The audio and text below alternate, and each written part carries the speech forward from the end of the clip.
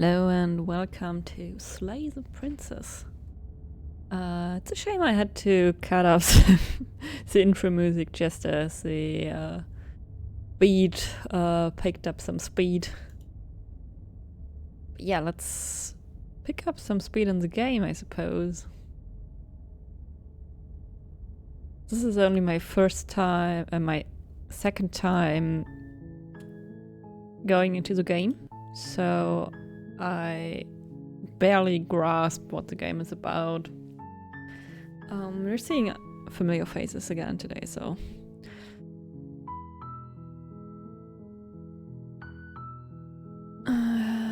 usually the narrator is speaking for themselves, but I suppose because I loaded into the game, he isn't today. You're here to slay her. If you don't, it will be the end of the world.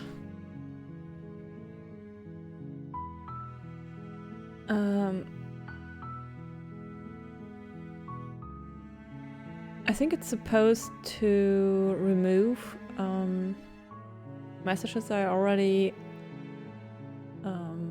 used, but maybe not if they are just the first branch.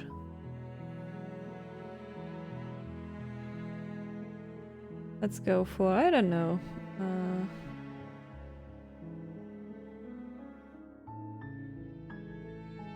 Let's be a little bit oppressive. Have you considered that maybe I'm okay with the world ending? Of course I haven't. Why would I even consider that? Nobody wants the world to end. I mean, maybe some people do, like nihilists or very, very evil people, but surely you're not one of those, right?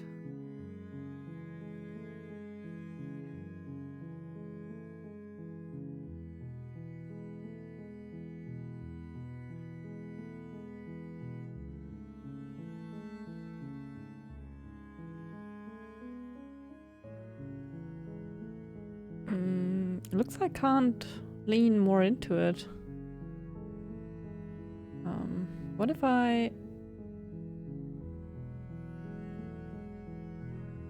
deny it? Is there still the option to deny it?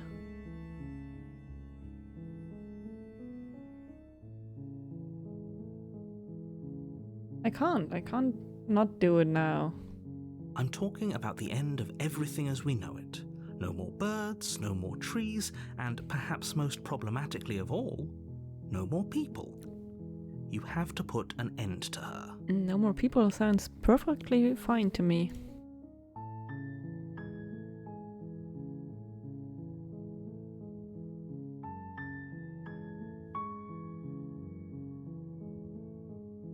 Are you serious?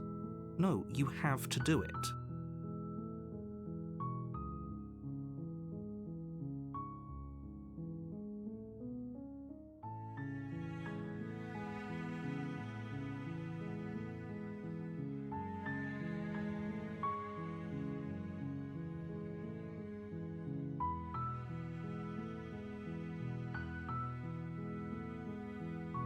If you don't tell me why she's dangerous, I'm not going to kill her. She's not dangerous. She's just a princess. The danger comes if she gets out, which she will unless you do something about it.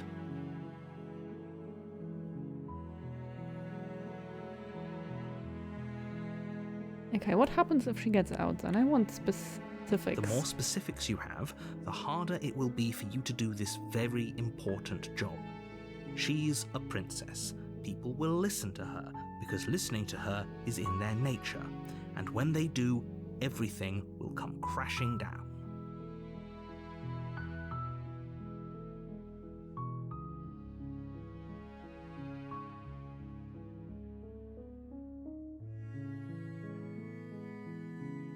Do you have any evidence to back this up? Look, you're already on the path that leads to the cabin.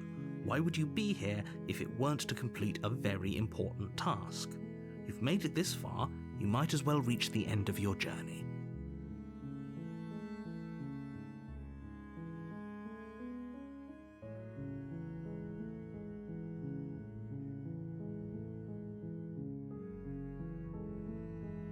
Does it? Are you a monarchist? Is slaying a princess that much worse than slaying a fisherman or a miller or a seamstress? If anything, slaying a princess is much better than slaying a...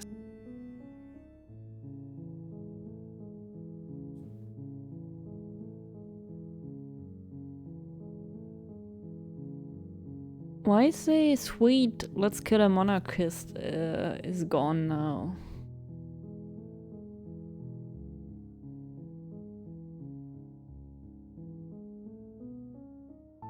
Okay, fine. I go to the cabin. Good. As long as you remain focused on your goal, it should all be smooth sailing. You make your way up the short path to the cabin. You'll find the princess within.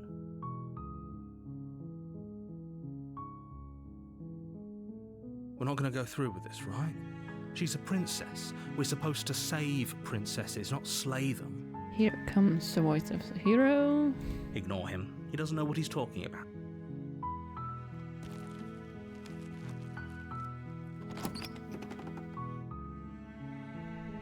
The interior of the cabin is almost entirely bare.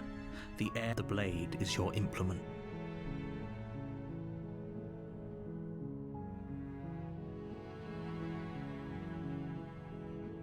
You take the blade from the table. It'd be rather difficult.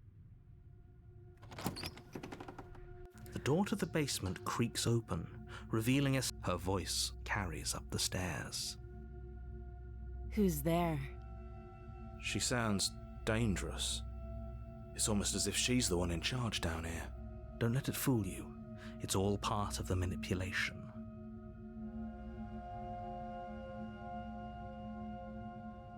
Just checking in on you. It's been so long since anyone's come down here. I was starting to think they'd forgotten about me. You walk down the stairs and lock eyes with the princess. There's a heavy... She's so coldly beautiful. Is she really a threat to the world? Focus on the task at hand. And there you are. Are you here to kill me or something?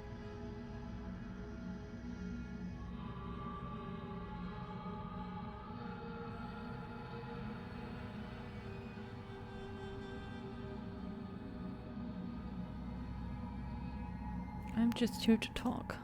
Then why did you bring a knife with you? How about you drop it, and then we can chat? She makes a compelling point. What if we just dropped the blade and talked? Look at her. It's not like she's a threat. Don't you dare. It's fine. We can decide what we want to do after we talk to her. Maybe she really is a monster. But killing someone in cold blood isn't very becoming of us. Very true. I'll drop it. The blade tumbles out of your trembling hands and drops to the floor with an unceremonious clang.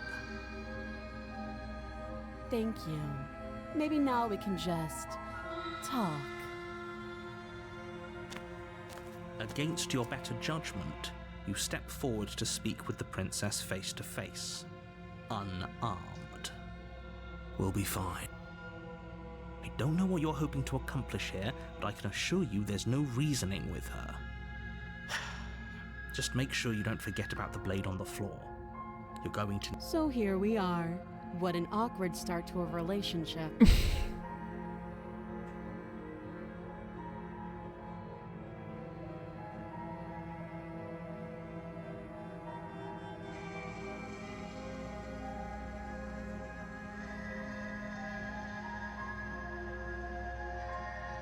Yeah, it's pretty awkward. I know. I just said that. Now why are you here to kill me?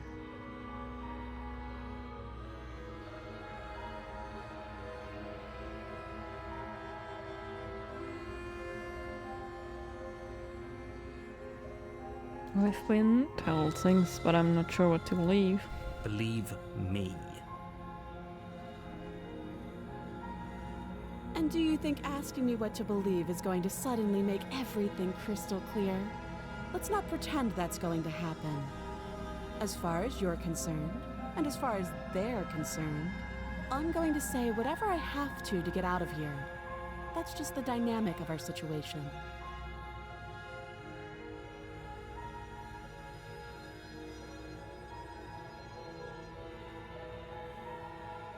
There's people out there who think you're going to end the world. What do you have to say about that? Don't just tell her that.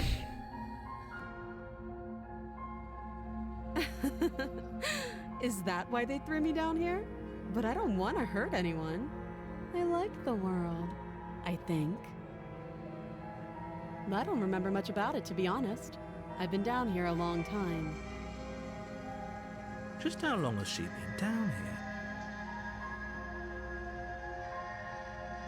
If I'm supposed to be capable of ending the world, then how did I wind up here, chained to a wall? Have they told you why I'm allegedly so dangerous?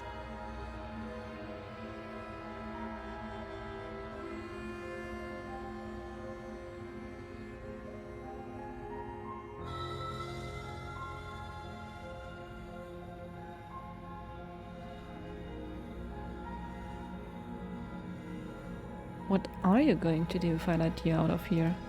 Princess hesitates before responding. She doesn't know. She's been down here too long to have any idea of what she'd do in another life. She knows what she'd do. She's just searching for whatever answer she thinks you want to hear. I don't think I can answer that question in a way you'd find meaningful. At the end of the day, whatever the two of us have going on down here is about trust. Whoever sent you to slay me claimed I was a threat to the world, but they didn't tell you why. That doesn't sound right to me. And I don't think it sounds right to you either. Otherwise, we'd be killing each other instead of talking. Sounds very reasonable. She has a point. There's a reason I've been telling you to question the situation, and there's a reason you've listened.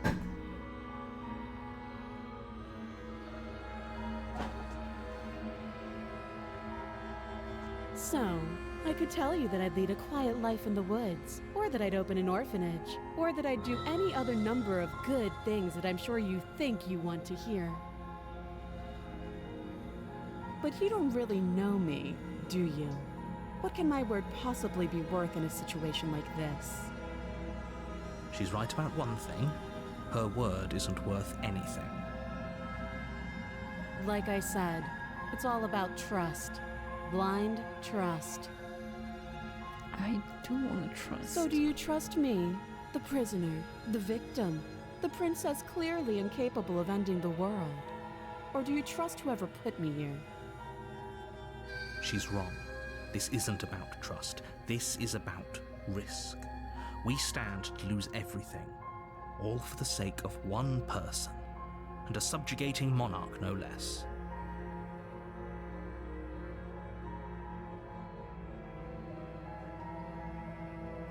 How would I get you out of here? You can't. Don't bother. I'm guessing you don't have the key then. I'm sure there's a key somewhere around here, and if there isn't... well, we can always put that knife to good use. Her sharp eyes settle on the edge of the blade. She isn't suggesting what I think she's suggesting, right? She is. I'm sure of it.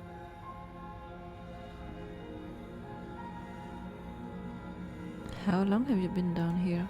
Too long. Again, she offers no specifics. No matter how hard you try, you'll never get a straight answer out of her. Well, I don't get straight answers out of you either. What's your name? She hesitates before answering. You can address me as Your Royal Highness, or Her Majesty. Any honorific should do, really. Okay, we've talked enough. Oh, have you decided what to do with me?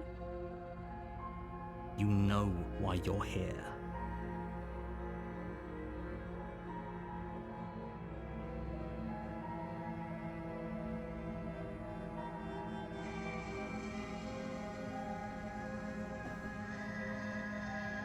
I am getting you out of here. Oh, you have to be kidding me. You walk up to the chains binding the princess to the wall and give them a tug. They're large and heavy, far too solid for you to even imagine trying to break them apart. If you don't have the key, maybe you should go looking for it. I'm sure it's somewhere upstairs. Doubtful. Whoever locked the princess away down here intended for her to never see the light of day. They wouldn't have just left the key to her chains somewhere in the cabin. I bet it will materialize.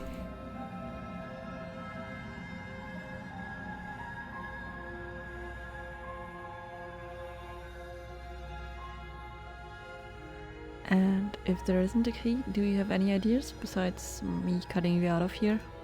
That would be fine. I can lose an arm. She speaks with almost complete nonchalance. Hi, Cake. Did you play yet? If we were stuck down here for long enough, I'm sure we'd be nonchalant about cutting our way out. Anything to finally be free. You attempt to make your way out of the basement, but the door at the top of the stairs slams shut. You hear the click of a lock sliding into place.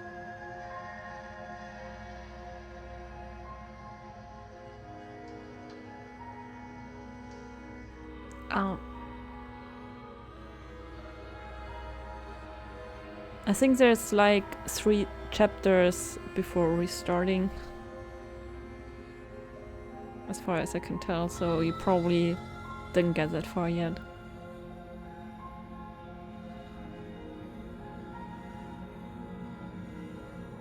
Is someone else here?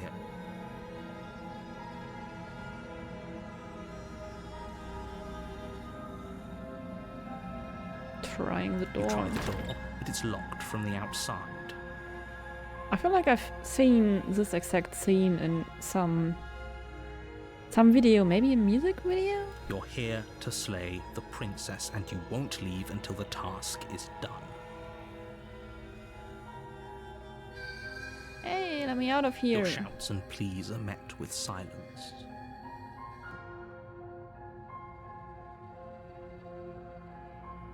You seem to be getting the same things over and over again. Well, are you choosing the same options?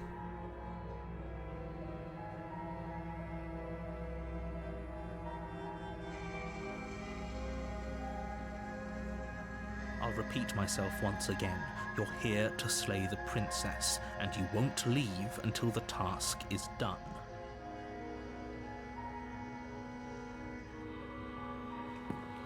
You make your way back to the bottom of the stairs. This would have been so much easier if you'd simply slain her like you were supposed to. Easier for whom? Easier for everyone. I heard the door slam. They locked you down here too, didn't they?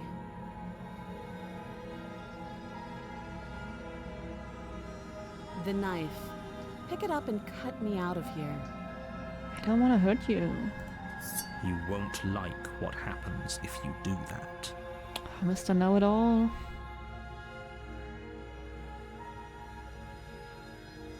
Save the princess. Against your better judgment, place the blade against the princess's arm, just above the massive, unyielding chain.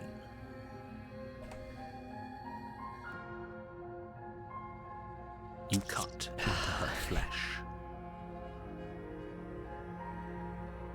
In your playthrough? The blade is sharp and you make quick work of it. Before long, you're able to crack through bone, and she pulls the bleeding stub of her arm through the iron. She didn't so much as utter a sound. So you were a good guy trying to save her too?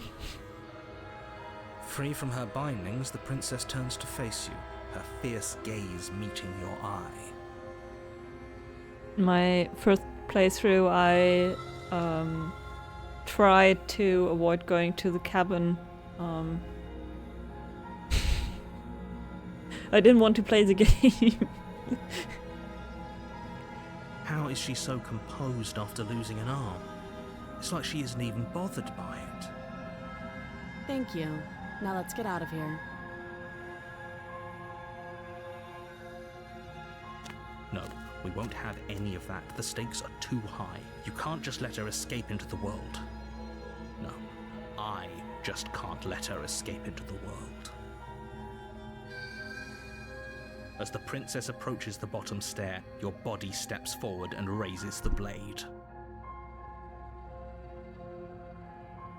I don't wanna. Wait, this isn't fair. You can't just do that. Watch me. Oh shit. Wait, there's one option in there to warn her. Stop that.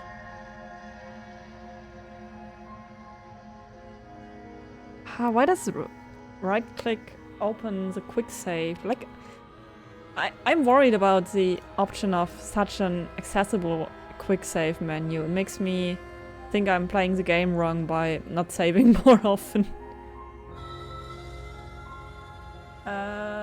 Yeah, I can. Making 6 little dots. I have to watch the screen so it's helpful for point and click adventures sometimes when I'm missing something, so I just permanently leave this add-on on. Sometimes people draw little smileys on it. Yeah. Or some people like to click on her forehead or back of the head, I suppose. I thought this was a little too easy.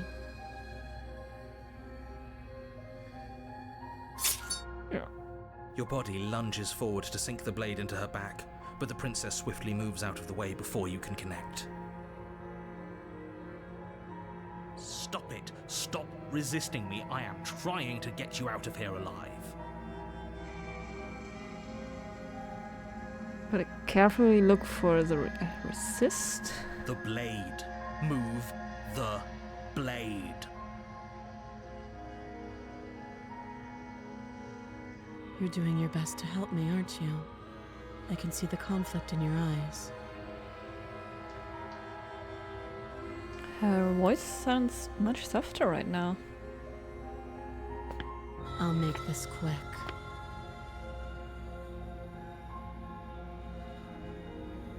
She steps forward and pries the blade from your rigid hands. Kind of falling in love with her face in this scene. Maybe I'll see you in another life. So who's going to die? She or her? She or I? And then she slits your throat with an almost clinical ease. She looks so curious about the blood. Her face remains unchanged as she watches you collapse to the ground, blood flowing from your butchered neck.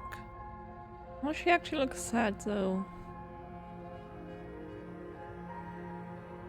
This is the end, isn't it? I'm afraid it is. Everything goes dark, and you die. I hope it was worth it.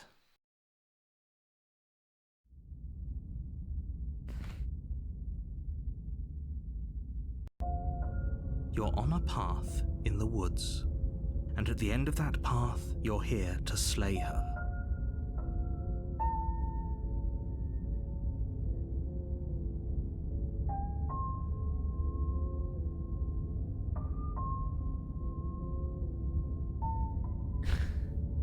Okay, no. Oh, don't you start grandstanding about morals. The fate of the world is at risk right now, and the life of a mere princess shouldn't stop you from saving us all. Don't forget what he did to us the last time around. I wouldn't trust a word out of his mouth. There's got to be a way out of here, for us and for the princess. We just have to keep trying. I'm inclined to agree. If he doesn't remember what happened last time, maybe it's best to keep it that way. You know I can hear you two, right? It's going to be a lot. And as far as trying to help her goes, need I remind you how catastrophically dangerous she is to the world at large? I told you about the stakes of this situation less than a minute ago.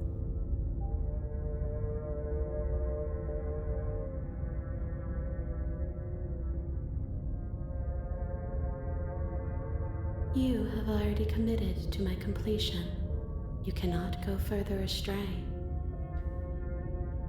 Oh, that's weird. I've never heard her voice outside of the cabin.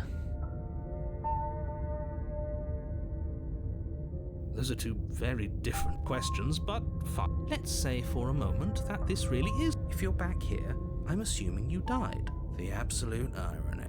You really don't remember what happened last time, do you? You practically forced the princess to kill us.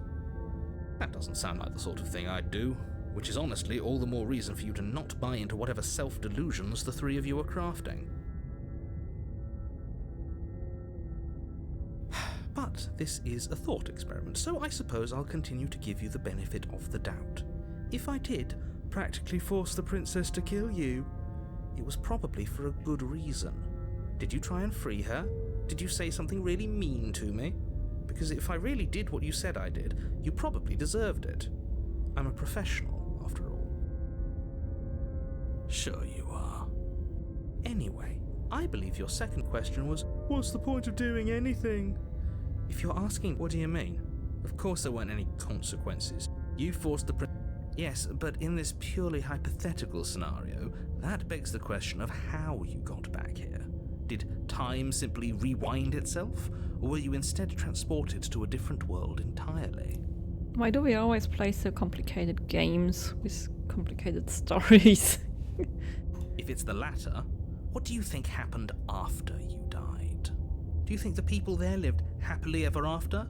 Or do you think that the princess, left unhindered, brought about the end to everyone and everything, just like I told you she would? He got a point there. What a conveniently ambiguous group of things for her to ruin.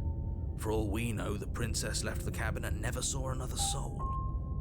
Oh, how I wish that were the case, but if the princess weren't a certain, inevitable threat to the world, the four of us wouldn't be here. And yet, here we are. You're talking in circles. We're playing in circles. No, I'm talking in facts. Just be quick about it.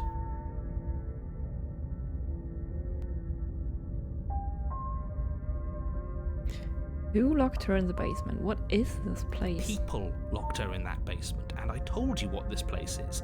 It's a path.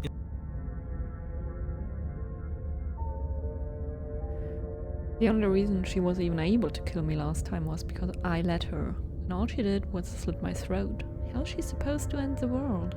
She just can. Believe me, I wish I could tell you more, but you'll just have to trust that what I'm saying is true, and that, despite it all, you're fully up to the task that's been given to you. You haven't given us an ounce of proof. You do know that, right? What proof could you... Literally anything. Fine. Check your pockets. We have pockets?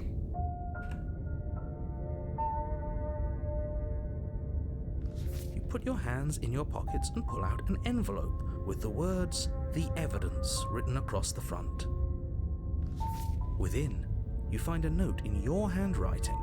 It reads, "The princess will end the world if you don't stop her. This is an immutable truth." I have ugly handwriting. That doesn't prove anything. How do we know you didn't just forge our handwriting? I wish I could tell you more, but there are some rules I have to follow for all our sakes. Please just trust that these rules are in place for a reason. I'm on your side. You mean you're on our side as long as we do what you tell us to? Exactly.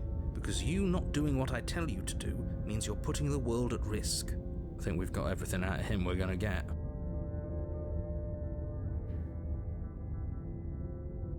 If people locked her away, why couldn't they slay her? Look, I'm not supposed to say this. Oh, of course you're Look, you're annoyed that you're here. I get it. I'm also annoyed that I'm here. But we're all in this together, and we're dealing with a bit of a ticking... That's all. Great. Now, if you don't mind, the whole world is waiting with bated breath for you to save it from ruin. Lead to the cabin. A warning before you go any further. She will lie. She will cheat. Yes, don't believe a word she says. Did you just say wink out loud? No, I didn't. Wink. Just ignore this clown and focus on the princess.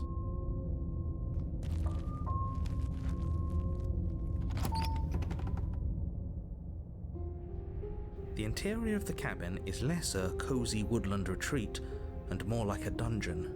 A few pathetic wisps of starlight attempt to illuminate the cold, uninviting stone walls, and thick, wrought iron bars barricade the windows, reminding anyone who enters that this is a prison. The only furniture of note is an iron table, bolted to the floor, a pristine blade perched on its edge. The blade is your implement.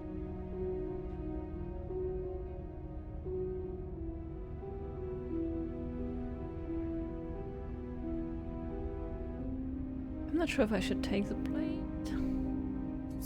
You take the blade from the table. It would be difficult to slay the princess and save the world without a weapon. Good idea. Much better to be armed than to go in with blind hope alone.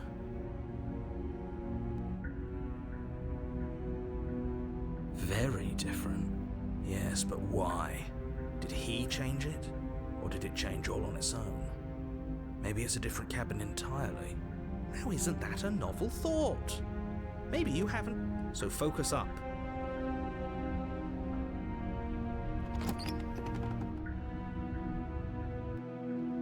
The door to the basement creaks open, revealing an old stone staircase. A few sputtering torches attempt to vaguely illuminate your path, dancing across glimmering patches of slimy moss on the stone steps. If the princess lived, her voice, harsh but... Is that a visitor I hear? Please, come downstairs. It's been a while since I've had company. Does she remember us? Doesn't sound like it. You walk down the stairs Oh, and she's lock even eyes cuter with the now. princess. She looks up at you, the heavy collar around her neck clanking loudly as she moves. The chains binding both her wrists to the far wall, joining the metallic chorus as she adjusts her hands in her lap. So much for cutting her out of here. Do you hear yourself right now? Cutting her out of here never should have been on the table. Have you noticed the empty chain on the wall? Odd that in a place where everything seems to serve a distinct purpose, there would be something so obviously useless. We could chain ourselves next to her. That was there last time too, wasn't it? It was. What an interesting development. Why don't you have a seat? The two of us should chat before you bury that thing in my heart. Sure.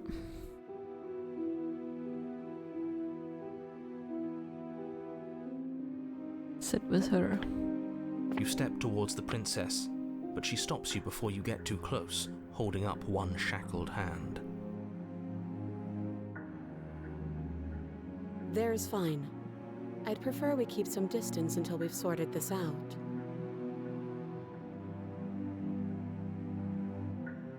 That's reasonable. We do have a weapon. Might as well put her at ease.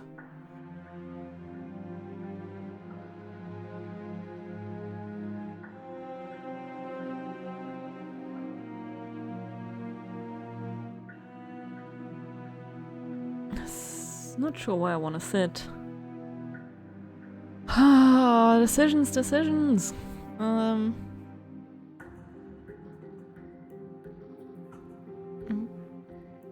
going to sit where she told You me. do as she asks and sit on the floor, still a good distance away from her. Thank you. Now, what are your intentions for me?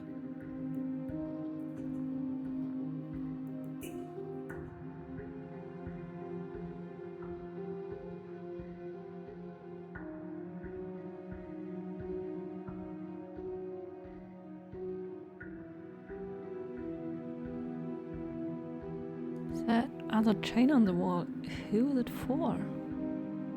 I don't know, but you could always try it on. Yeah, I'm up to it. Maybe it'll fit. I hope I don't actually have to say this, but please don't lock yourself in chains. We need you ambulatory if you're going to save the world. I want to be locked up.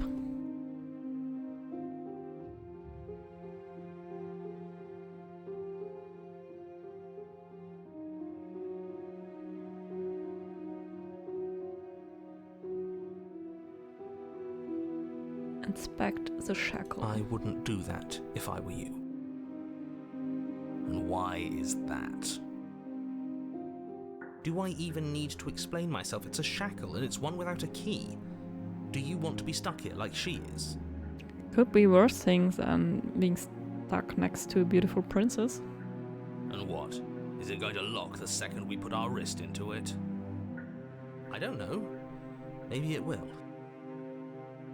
Looks more like a neck kinda collar. He doesn't want us to look at it. That's all the reason we need to investigate. But what if he's telling the truth? He isn't. I am. Inspect the shackle. Against your better judgment, you approach the chain dangling from the far wall. The princess watches you with faux disinterest as you inspect it, though she can't fully hide her curiosity. I don't want to say what I'm supposed to say next. What is that supposed to mean? It sounds bad. Is it bad? Yes, it's bad. Come out and say it then. You're just wasting time. Fine. As you hoist the shackle, its heft shifts within your grasp, as if pulled by some odd magnetism. Before you can so much as blink, it practically leaps from your hands, snapping around your neck. Cool. That's what we wanted. And, as if your situation weren't bad enough, the same magnetism repels your blade, which is flung from your hand and sent skittering across the floor of the basement. Excuse me? Yes? Are we stuck here now? Yes.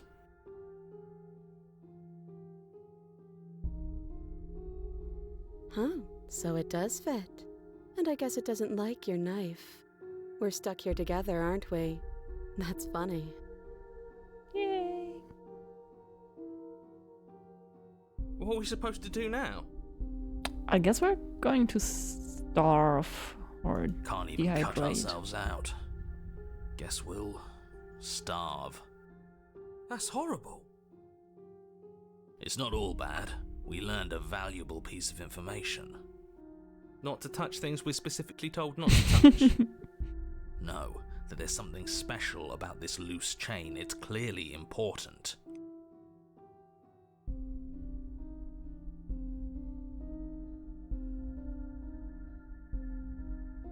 So we're both stuck here.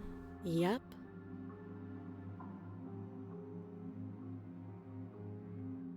Did you know that this was going to happen to me? No.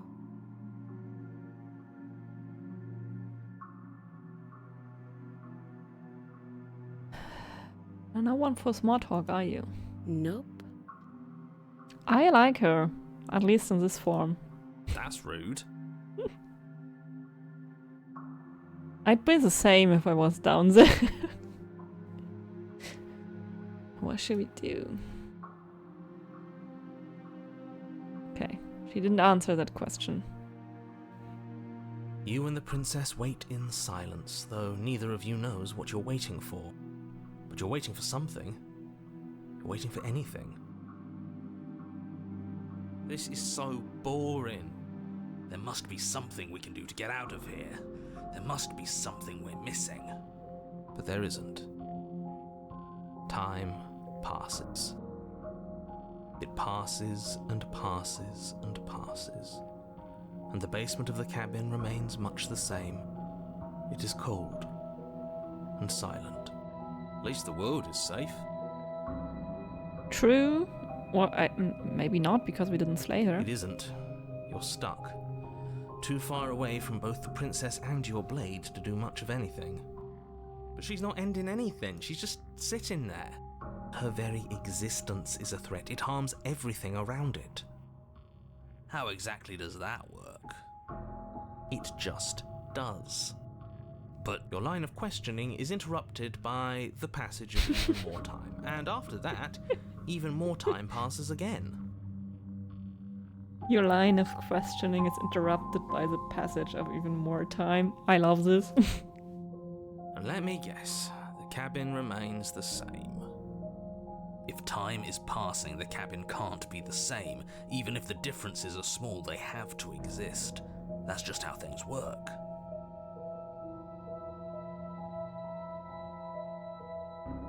I suppose you're correct. Things are changing.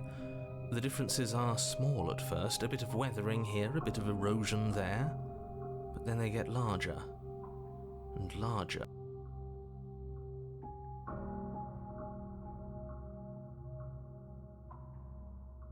Hey, have you noticed the basement changing? I don't like small talk. Remember? Okay. Still rude. Actually didn't notice any changes yet.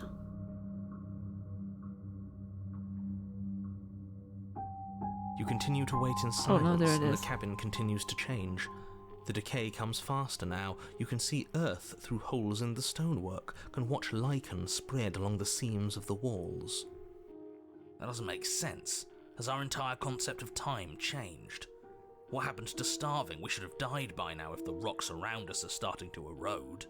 She hasn't starved. I guess she hasn't. Even more silent time passes as you watch roots push themselves through the increasingly porous walls of the basement. Dirt seeps inside, flowing across the stone floor like a liquid, covering the ground and threatening to swallow you both. Time continues to pass, and pass, and pass.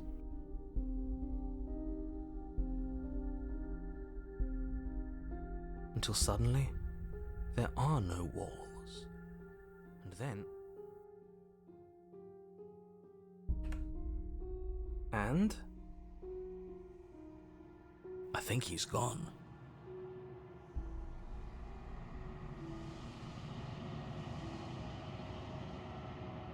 Would you look at that? We made it out of the cabin, and nothing bad had to happen to either of us. Yay? So this is the outside world. It's cold.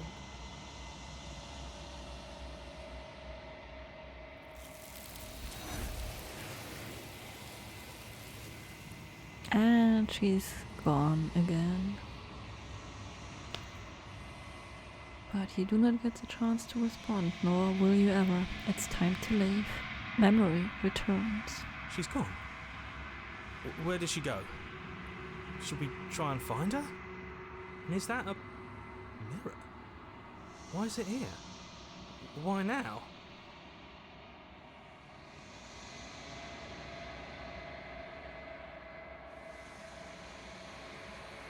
Of course you're scared. This is the end for you, but it's not the What end is that for supposed me. to mean? Whatever awful thing I felt before, it feels so much worse now. No, that can't be right.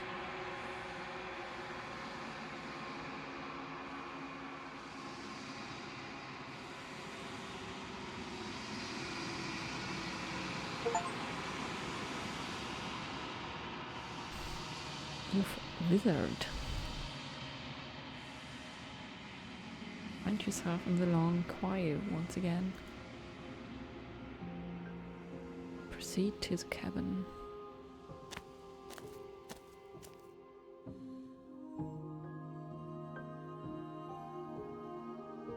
I'm not sure what I'm seeing in this place. Yeah, things keep happening. But I'm not even like, this is just chapter 3, I suppose. I am a growing chorus of contradiction, a mass of tides ebbing and flowing all at once in more directions than my attention can bear to hold. To look at any one is to shift them all into something new, and to look away is to reshape them yet again. All of me is changing, and yet the rest of me is still the same. Yep. Big time loop.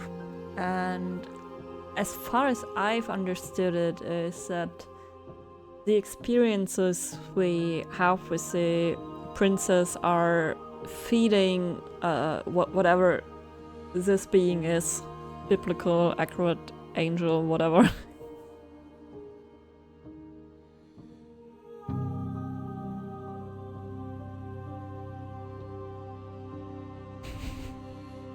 Oh man, the Discordian in me loves this.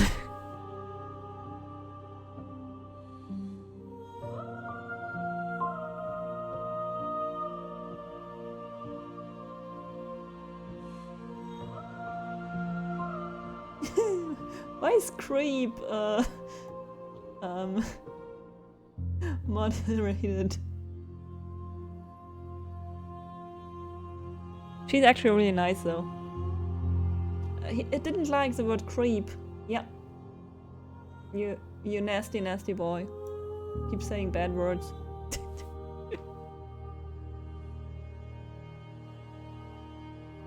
I've actually set the auto mod settings for like profanity pretty low, so I'm surprised. I apologize. What words do you prefer?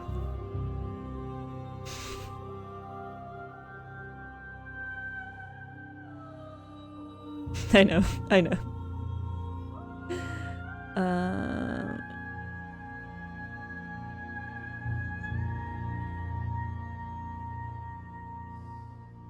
Can't be a contradiction. Contradictions don't exist. And yet my waters flow and my streets bustle. There are no words that can describe me into non-existence. There is no logic that can bind my multitudes. Same girl, same. Her waters flow, she's pregnant. Yeah, I suppose. Love that. It's always good to have a second eye on the game, because I wouldn't have thought of this. As a pregnant video, I know the meme of, you know, writing it wrongly. I'm not sure if I've seen the original in my life, but I probably have, because I'm old as fuck. I am everything that you have known me to be, but I am also none of it.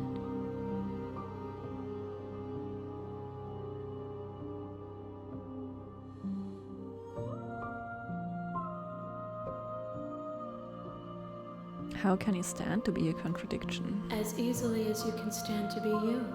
You are like me, even if you have chosen not to look at the corners of you that do not fit. Even if you have chosen to ignore the brilliant contours of your soul. Yeah, I posted in Discord because Automod won't like you posting links either, I'm afraid. Actually, let me check.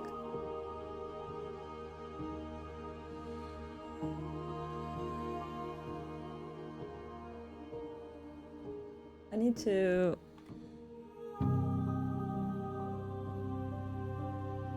Yeah, I think I've allowed it for certain ranks of heroes, like if I promote you to VIP.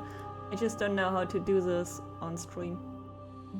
But I usually do it to the persons I actually know. I know to be adults and reasonable.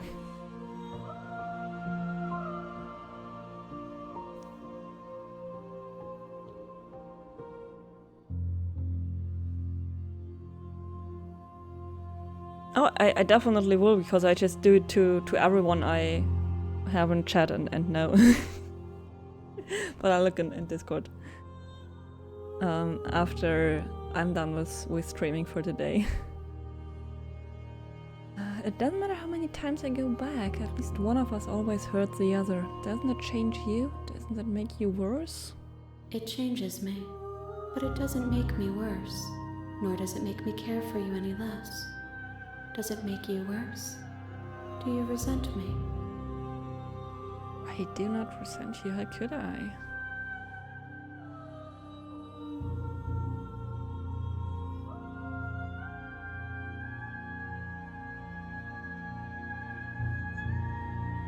If anything, it makes me like you more. I don't know what that says about me.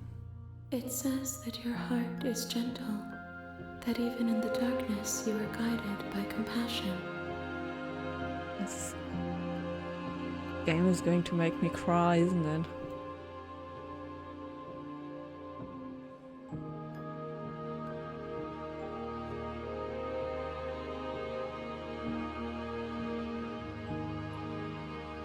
Do you know what happens to the worlds we leave behind? My perspectives are shadowed. You have seen what I have seen, just as I have seen what you have seen.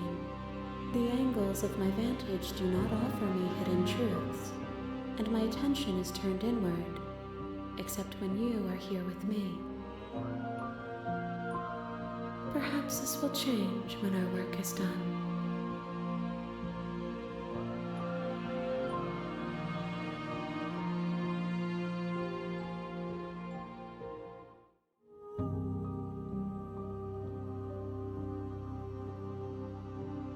Do you still not care what I bring you next? I care about your gifts, but I have no preferences to burden you with. Even if I did, I would never dare to tarnish our relationship by assuming myself above you.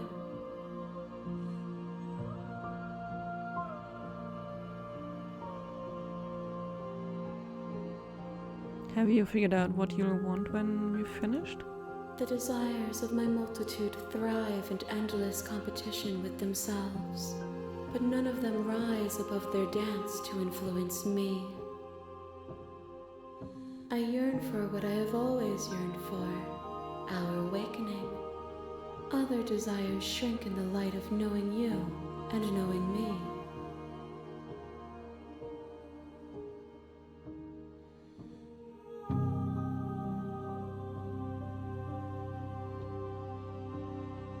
I am ready to go back. I will be here when it is time for us to meet again.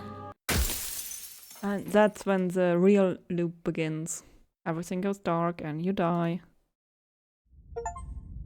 And then chapter 1 pops up again.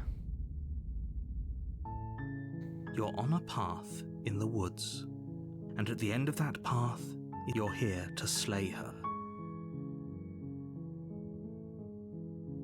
And even then, the texts sometimes change.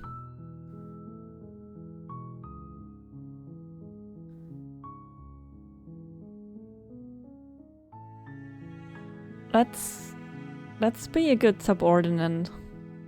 Oh, okay, thanks for telling me what to do. Don't mention it. It's all part of the job. You make your way up the short path. We're not going to go through with this, right? Ignore him. He doesn't know what he's talking about.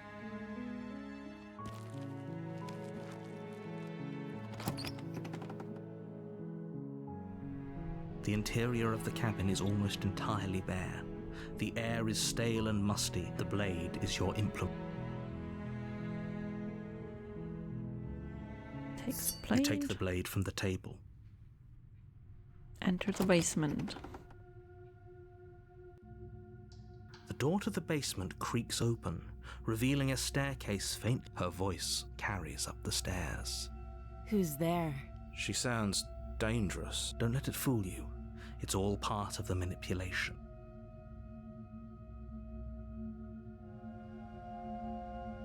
So I'm not going to talk to her because I'm Good. following his You're advice. still listening to reason. You walk down the stairs and lock eyes with the princess. There's a heavy chain on. She's so coldly beautiful. Is she really a threat to the world? Focus on the task at hand. And there you are. Are you here to kill me or something?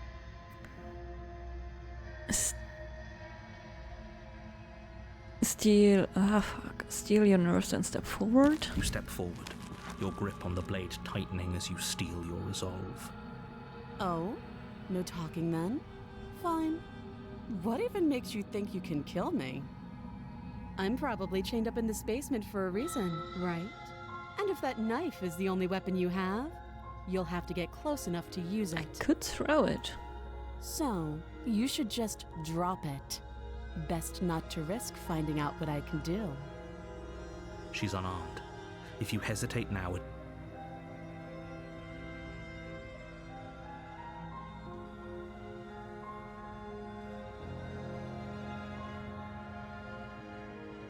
Slay the princess. you lunge forward without a moment's hesitation. Ah, You feel flesh easily give way and look down to see your blade already sinking deep into her heart. Oh. This is it, isn't it? I'm almost embarrassed. I should have seen that coming. But I have to wonder, do you actually believe this was enough to kill me? It's like she's convinced she can't die. Yes, even as she lays there dying, she entirely believes herself to be alive and well. But it's over, isn't it? She stopped breathing moments ago, that arrogant look still plastered on her face. But is it over? Really over? Yeah, I'm taking screenshot like every 2 screens. Like to go through all of them before we have the calls and stuff.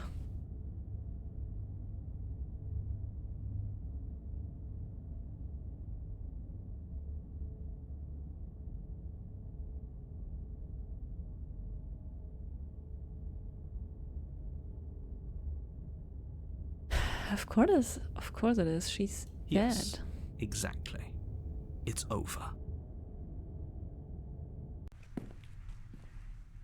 With your work done, you make your way back up the stairs, closing the door to the basement behind you. I'm feeling empty. Why do I feel like we've done something terrible? Same.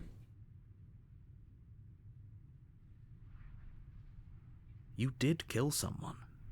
Greater good or not, something would be very wrong with you if you didn't feel at least a little bad. But it was for the greater good. One of these days that will sink in and help ease your guilty conscience. But that day isn't today. Let's just get out of here. You open the cabin door, ready to return to a world saved from certain doom. Only a world saved from certain doom isn't what you find. Instead, what you find is nothing at all. Where a lush forest stood mere minutes ago, the only thing in front of you now is the vast emptiness of some place far away. What happened? Everyone is fine. It's just that you and the cabin are now far away from them. Don't worry. You'll be safe here. This is good. Everyone is happy. You'll be happy.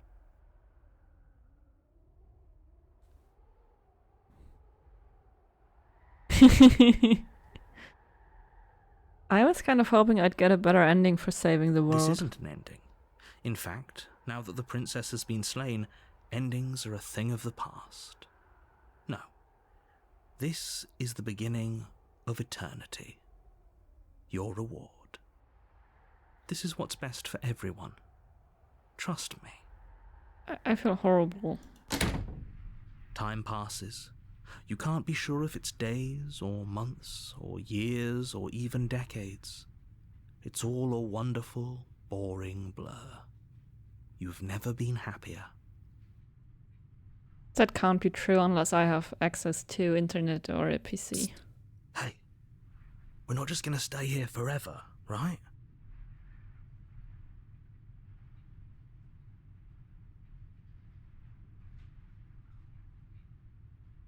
Didn't you hear the narrator? I'm happy. We are happy. Are we really happy? Or is he just telling us that we are?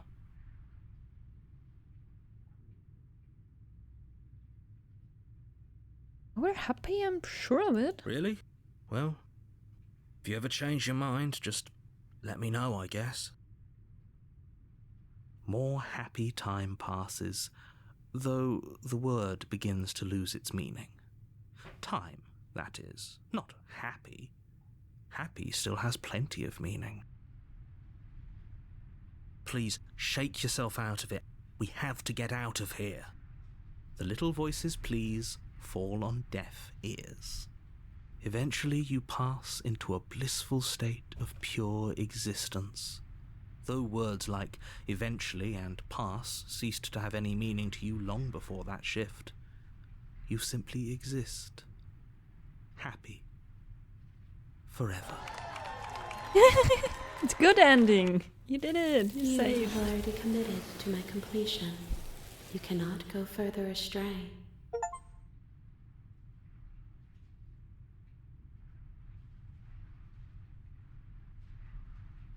It automatically did return though. Good, because I have an idea to get us out of here, though you're probably not going to like it. The blade. We can use the blade to get out of this. I can hear everything you say, little voice. There's only one thing it would want you to use that blade on, and I'm afraid that thing is you, dear hero. He's right. It's the only way out. Do you hear that? It wants to take this happiness away from you. It wants this wonderful place to end. Do you not? There's more for us to do, and the only way for us to do it is to take that blade and use it. Don't you dare.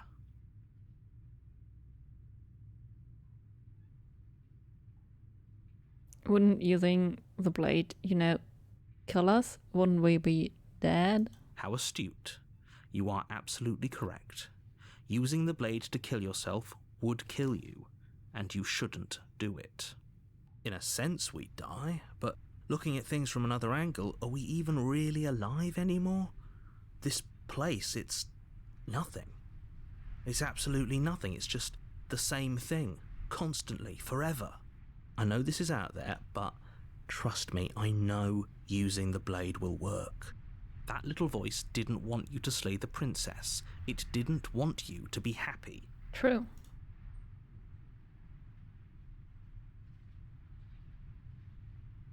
You'd better be right about this. I'll be pretty upset if we die. If we die, you can yell at me all you want. No, I can't. I made this happy little place for you.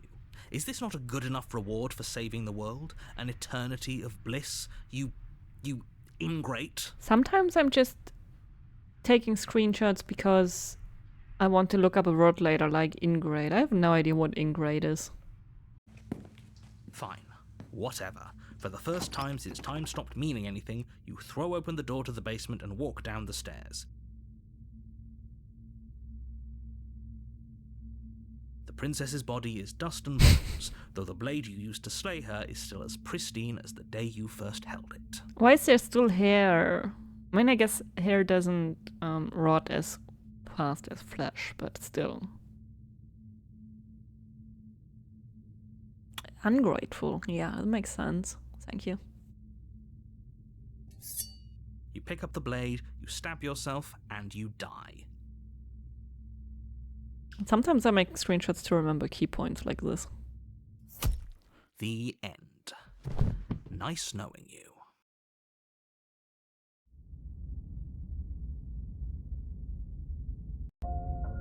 You're on a path in the woods, and at the end of that path is a cabin. And in the basement of that cabin is a princess. You're here to slay her. If you don't,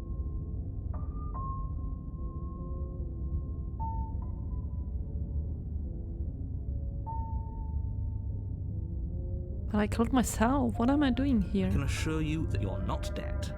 And to answer your second question, you're here to slay the princess. I literally told you that a second ago.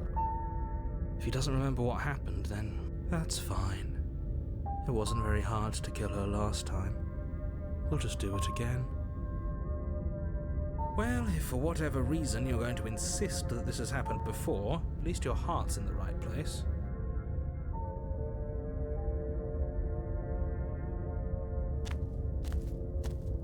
A warning. She will lie, she won't be.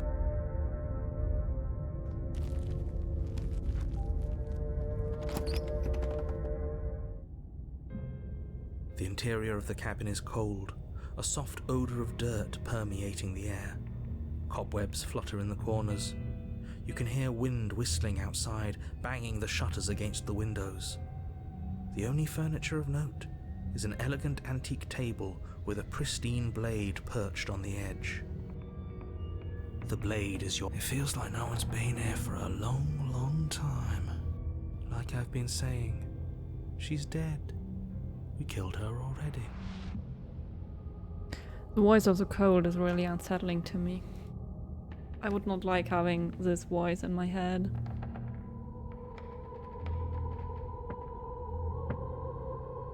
There's the music too. You take the blade.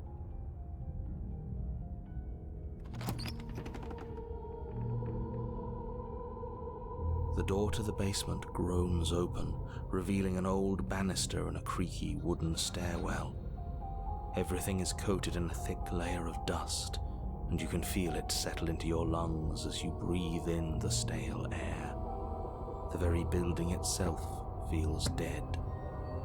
If the room below is silent. Nobody's here. Naturally.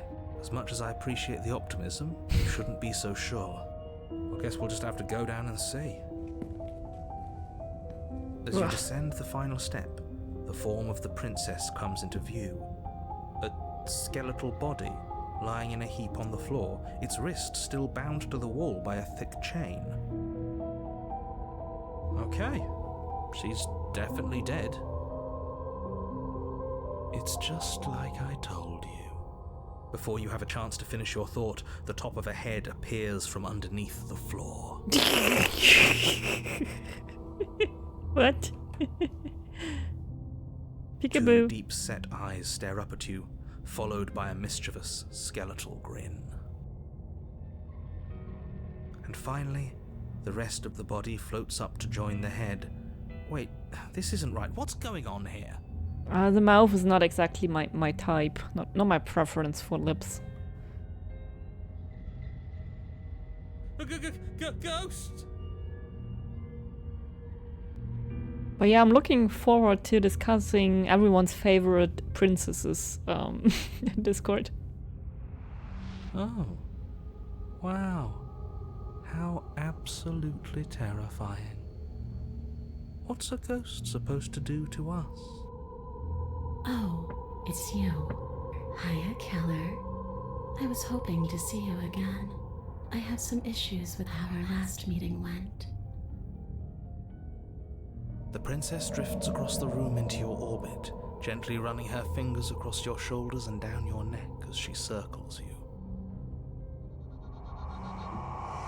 Her touch is cold and ethereal, formless yet real enough that her icy fingertips send shivers dancing across your skin. So she has a body, and she's right there. That means we could kill her again, if we wanted to. Ah! What am I supposed to do?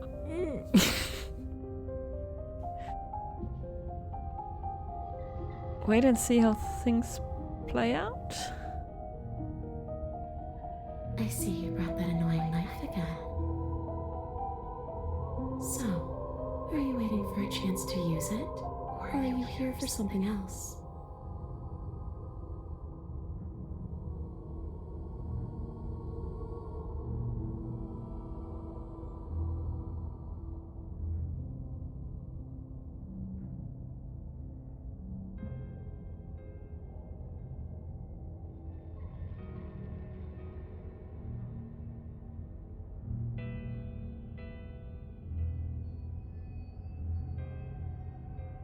So many texts, holy shit.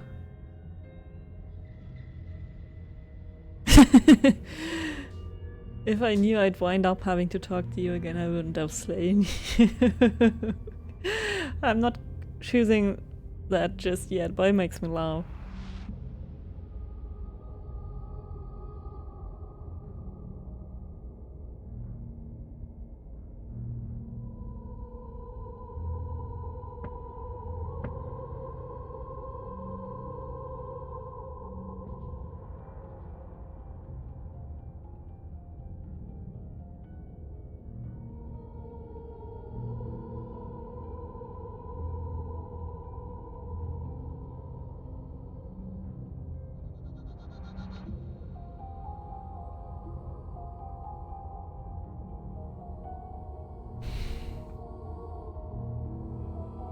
You're dead, or at least mostly dead. What can you even do to hurt me? A boring question with an easy answer. Nothing. She's dead. Dead things can't hurt us. That's for me to know, and for you to wonder about. Maybe I can't do anything to you. See? Or maybe I can rip your heart out. Who's to say, really? I don't like the uncertainty here. I don't know what to do or who to trust.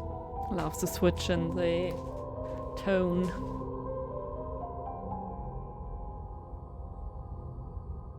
This is exactly what I was trying to tell you about in the woods. This already happened. We killed her. Yes, obviously things are strange right now. I think it's safe to say that you've seen something you shouldn't have seen. Whatever worlds you've hopped between, whatever versions of me you've met, none of that matters now. There's no changing what's already happened, but you have a job to finish. Finish how? We already did what you told us, and now she's a ghost. You haven't tried slaying her yet this time, though, have you? And then what? And then you'll have saved the world. I think he's asking about what happens after we save the world, if that's even still an option. What do you mean, after? You already know what we mean, don't you? So why don't you go ahead and tell us? Are you going to try and lock us away in a timeless void again?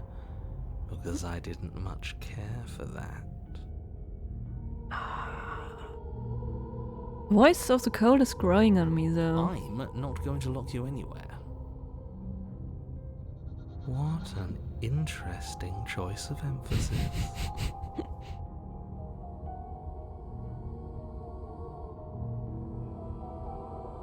Do you know why you came back?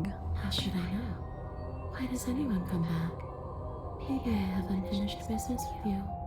Or maybe you have unfinished business with me. All I know is there's a hole in my chest. Not the big obvious one that you put there. There's something older and deeper. A nagging reminder that I'm not where I'm supposed to be.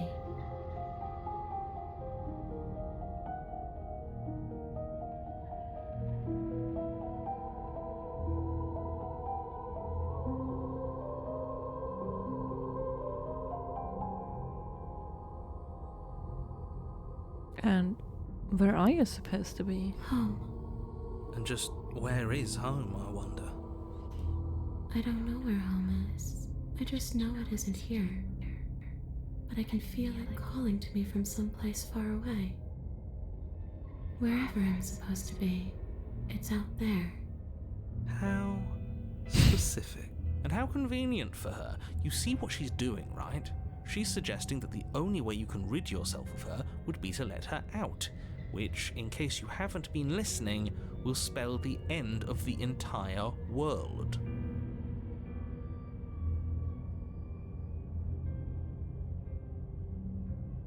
Is there any way I can help you get home? Do you need me to bury those bones? No, those bones are just a body. They aren't me. Bury them. Smash them. It won't do a thing. But you can help me. This place won't let me leave. At least, not alone. I've tried. Before you came back to me, I explored every inch of this place, even the spaces between the walls. But I never found a way out. I always wound up right back here. Maybe we should just leave. If she can't get out on her own, then why do we have to do anything? We could probably walk out right now and everything will be fine. Hasn't got out and can't get out are two very different things. True. It'd be dull anyway. It's more interesting if we make a choice. No, I hate choices. But you can come and go as you please, can't you? So, let me hitch a ride. After all, you owe me. Yeah, not a fan. Absolutely not. Is she asking if she can possess us? She is. And I hope I don't need to explain why you can't let that happen. It would be catastrophic if she managed to escape this place. And if you let her in, there is very little anyone could do to stop her. Would she be able to see us if we went along with it. Now isn't that an interesting thought? We could finally bring her face to face with him. I wonder what she would have to say to Ooh. the one who wants her dead so badly. You won't like how things play out if you go down this path.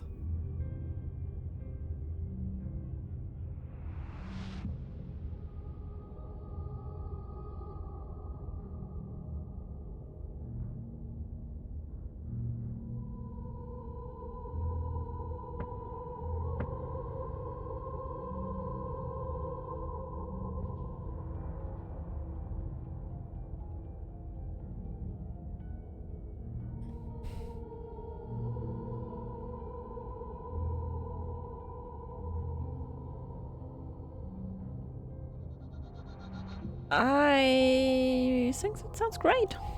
The princess swims through the air in front of you, pausing for a brief moment as her dark-rimmed eyes stare deeply into yours. There's a hunger in her gaze. You're really trying to make it up to me, aren't you? Thanks for being a pal, killer. I mean it.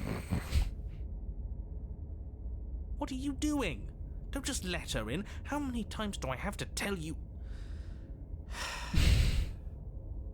See you soon. She rushes forward and then she's gone.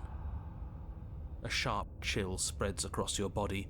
It starts in your chest, a freezing numbness flowing out from your heart, all the way down your limbs, your mind growing cloudy and confused as it settles over your very soul. I'm not sure I like this. Can we get a do-over?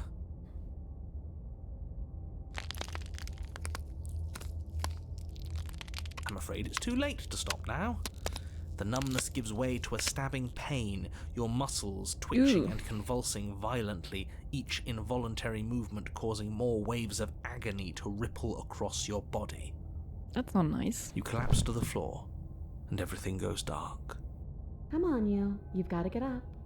I know everything feels heavy right now, but we still have to get out of here. Your eyes flick back open as you get your bearings, your vision swimming as... So this is what it's like to be you, huh? Disembodied voice narrating your every move?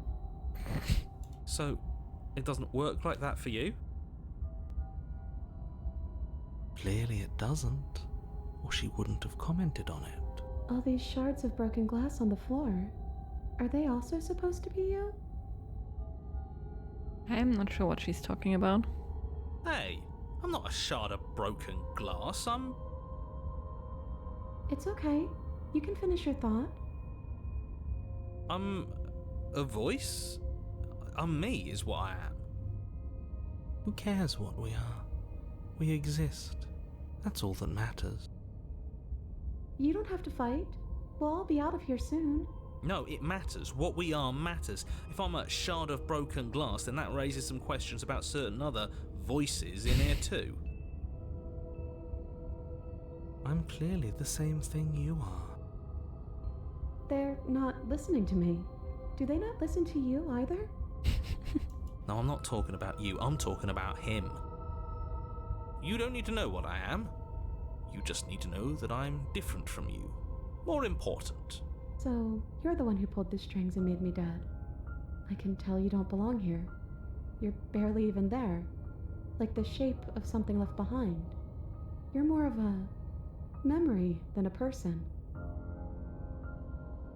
That's rude. You're kind of like me, actually. I'm just going to ignore her. You push yourself off the ground. The princess is nowhere to be seen. Obviously she's nowhere to be seen. Because I'm in here with all of you. Everybody knows that. I'm setting the stage. The room is empty because you made a spiteful, idiotic, and all-round foolish decision. You don't have to let him get to you. You're better than that. You're starting to make things right. So I'm starting to think of like the different personality parts, like the princess maybe being a childish, neglected part of a personality. This is infuriating. Just whatever you do, you can't leave this place. It's not too late to fix this. The inner child? Probably.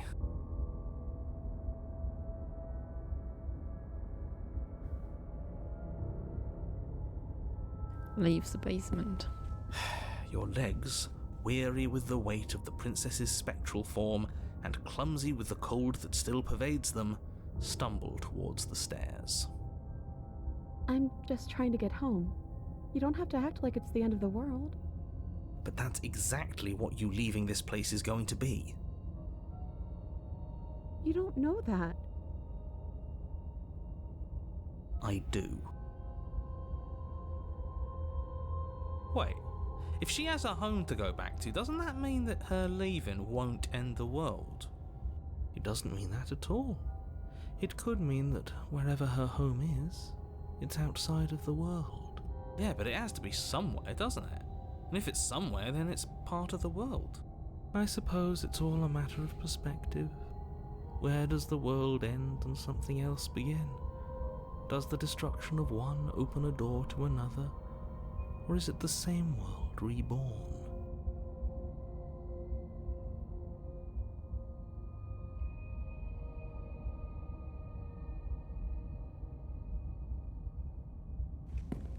Against the backdrop of the inane conjecture of meaningless little voices, your body continues its ascent up the stairs, staggering through the open door.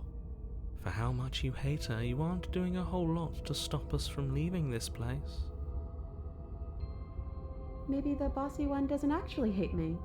Maybe he even likes me. Or maybe he just knows that he's been in the wrong. Maybe he's trying to make amends too. Not at all. I'll have you know that I do hate you, and I will continue to hate you for as long as I am able. It's just the weight of it all. It's too much for me to do anything other than describe and dictate. And whine. This body wasn't made to hold you and the princess. If you want to renege on your cataclysmically terrible decision a minute ago, well, you're the only one that can make that happen. Trudging forward. You continue slowly to the door, your feet like lead dragging across the floorboards, growing heavier with each step. We're so close. Thank you, thank you, thank you. If we get out of here, I won't even care that you murdered me anymore. You lift your shaking hand and rest it on the door handle, but you pause before you open it, exhaustion sapping what's left of your will. Was exhaustion really the best you could muster up? It's over. There's no use stalling. Let's see what happens next. Open the door. Shit. But exhaustion wasn't enough, was it? The handle clicks as you twist it, and then the door groans open. You collapse to the ground, you and the princess, free from the confines of the cabin. As you exhale from the effort, you look up and see... yes? Nothing. He's gone, and so is everything else. So we did slay him after all. He had it coming, I suppose. But what about us? Are we just stuck here in nowhere forever? Did taking her out of the cabin really end the world? We're still here. Yeah, but that thing you said earlier, are we not part of the world anymore? Are we in some world that exists after the world ends, or on top of the other world but not in it, or have we never been part of the world? Okay, I've heard enough from these two. Let's see if I can pop out.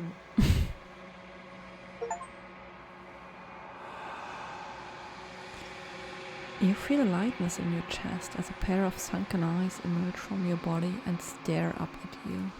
Anna, you actually freed me, didn't you? I'm outside. Thanks for giving me a second chance, Philip. Don't mention it. I think this was where I meant to be.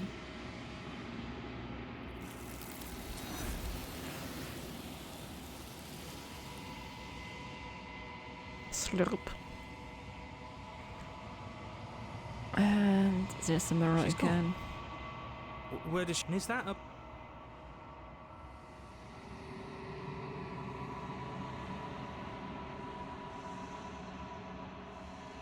This doesn't... Ignore him.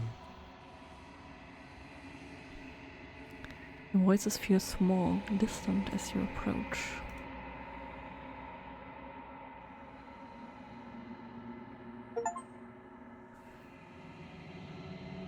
I have unraveled.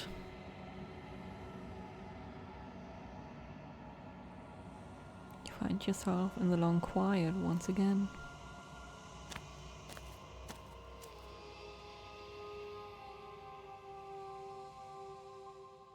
The hair of the Princess Chandler is always different.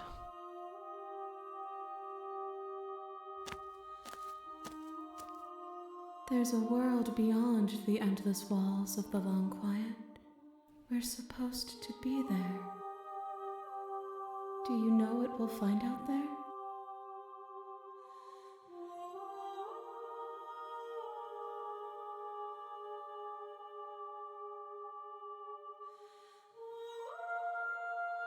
Do you think that anything is real out there? Do you think that we're real?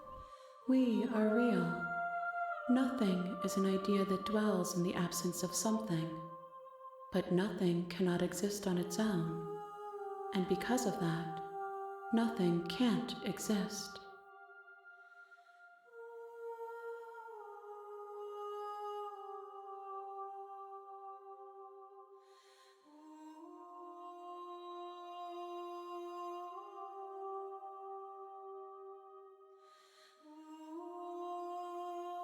There's trees and stars and there are people. I think at least there are supposed to be people. There is a warmth and sadness in me at the thought of people. Fresh tears on a winter's day. They are not like us. They do not last.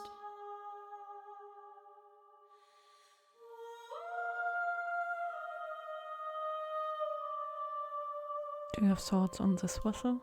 This one is vaporous.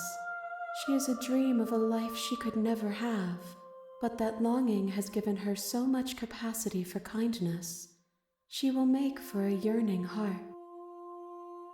Do not mourn her. She will finally be able to hold what she never knew.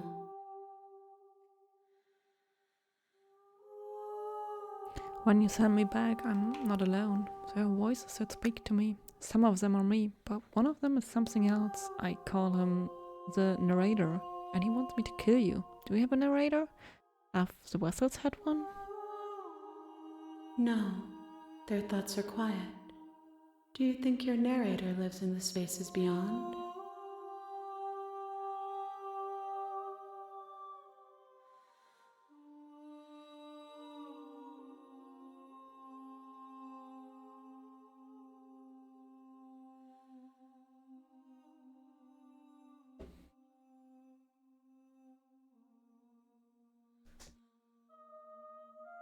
I'm not sure what the spaces beyond is supposed to mean.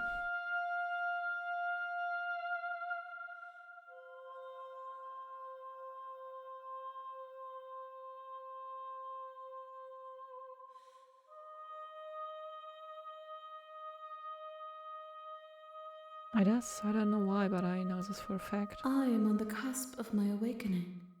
Perhaps you are on the cusp of yours.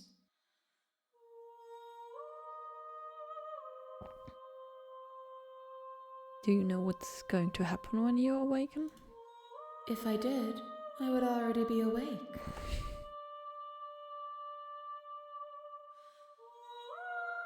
How many more vessels do I need to bring to you? One. Whatever you bring me next will be enough, and then gravity will pull the others back to me. I will be singular, a final multitude.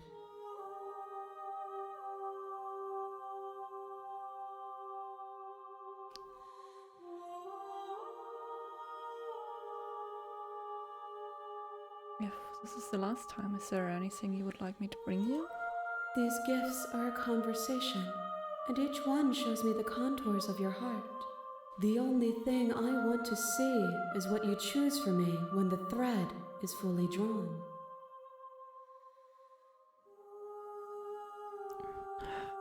I'm ready to go back. The next time I see you, each of us will finally know what we are.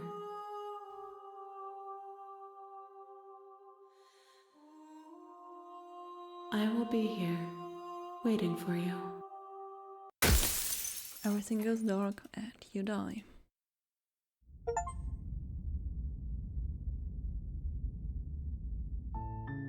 You're on a path. You're here to slay her.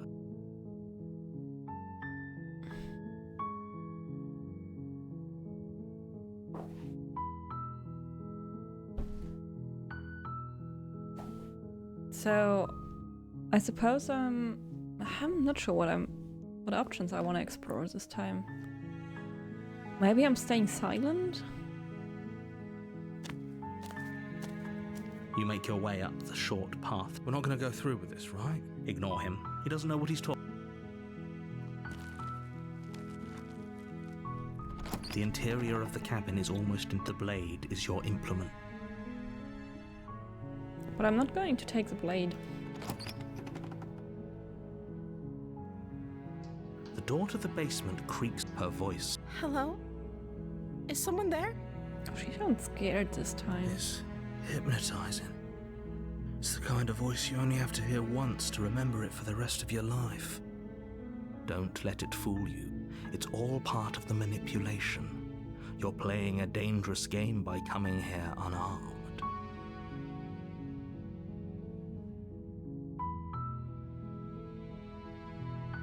Continue down the stairs. Good. You're still listening to reason. It would be better if you had a weapon, but you may. You walk down the stairs and lock eyes with the princess. There's a heavy chain around her. She's beautiful. How could someone like this be a threat to anyone? I am begging you to stay focused. There's a lot riding on you here. Hi. Do you think you can get me out of these chains?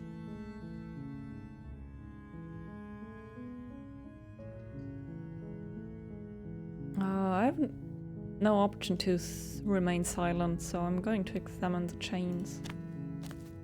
You're only making this more difficult. Thank you. Thank you. You're making a huge mistake. No, you're doing the right thing. You walk up to the chains binding the princess to the wall and give them a tug.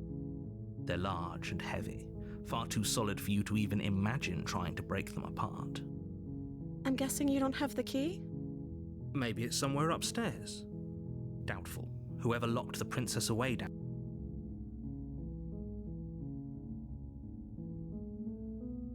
I'm going to check upstairs. Maybe the key's still lying around somewhere up there. And if not, maybe I can at least find something to break you free. Okay. I'll be here. You attempt to make your way out of the basement, but the door at the top of... Is someone else here? You try the door. Return. You make your way to the bottom of the stairs. This would have been so much easier if you'd just taken the blade like you were supposed to. Easier for whom? Easier for everyone. Look at the mess you're in. I heard the door slam. They locked you down here too, didn't they? There's a slight panic rising in the princess's voice. If I could just get out of these chains, I know we could force our way out of here together. She barely hesitates before raising her arm to her mouth, her teeth tearing through her limb with the determination of a trapped wolf. As she rips her flesh from her bone, a sound comes from behind you, the clang of bouncing metal. It's the blade from upstairs. You're not sure how it made its way down here, but if there's a time to strike, it's now. Yeah, it is very weird. Or we could use it to free her. You won't like what happens if you do that.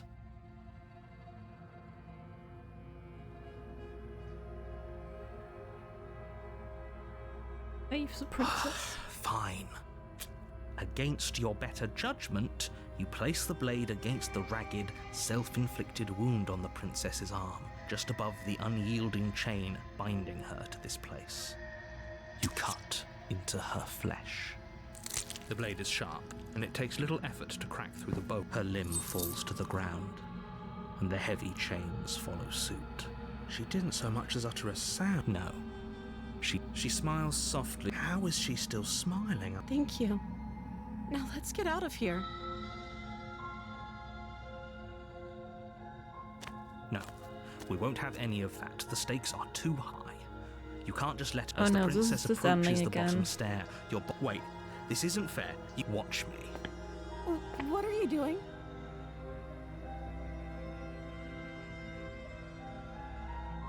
Okay, there's no going back now. I'm with you to the end. You bring the blade down. This to time we are strike not the hesitating. princess's heart, but she's fast. She ducks to the floor, your blade narrowly grazing her backside. Slaying her won't be easy now that she's free. We could have gotten out of here together. Were you just lying to me this whole time? I don't know what's come over you, but if I have to kill you, then I'll kill you. Do you think I need both of my arms to do that? She pounces on you with the same animal ferocity she used to tear through her arm. But you have a weapon. You raise the blade, digging it under her rib. It's not enough to stop her. You feel her claws in your throat, then her teeth, somehow sharp enough to pull apart your flesh and sinew with ease. You collapse to the floor, your body unresponsive as your blood pools on the ground beneath you. She stares down at your ravaged form, eyes shining in the darkness, dress stained in red as her blood and yours both seep into the fabric. If we're lucky, the wound you managed to inflict will be enough to at least delay her escape from this I don't place. think so. If we're very lucky, it will kill her before she can reach the outside world. It can't just end like this, right? As much as I'd prefer for things to have gone differently, I can't deny the reality of what's happened. I'm sorry, but it's over. Everything goes dark, and you die. So which? You're on a path. You're here to slay her.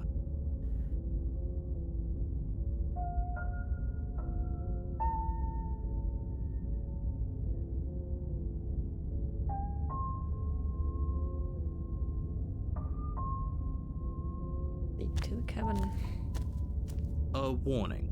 Before you go, she will lie. Don't worry. You can trust us to get the job done. Opportunist will come.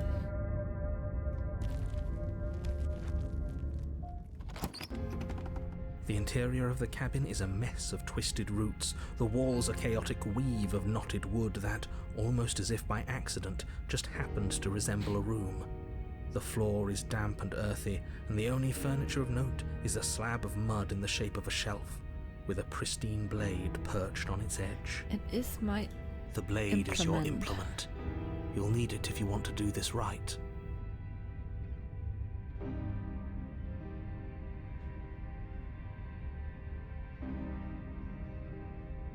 takes a blade. Well, if we're grabbing a weapon, we should probably keep it hidden behind our backs.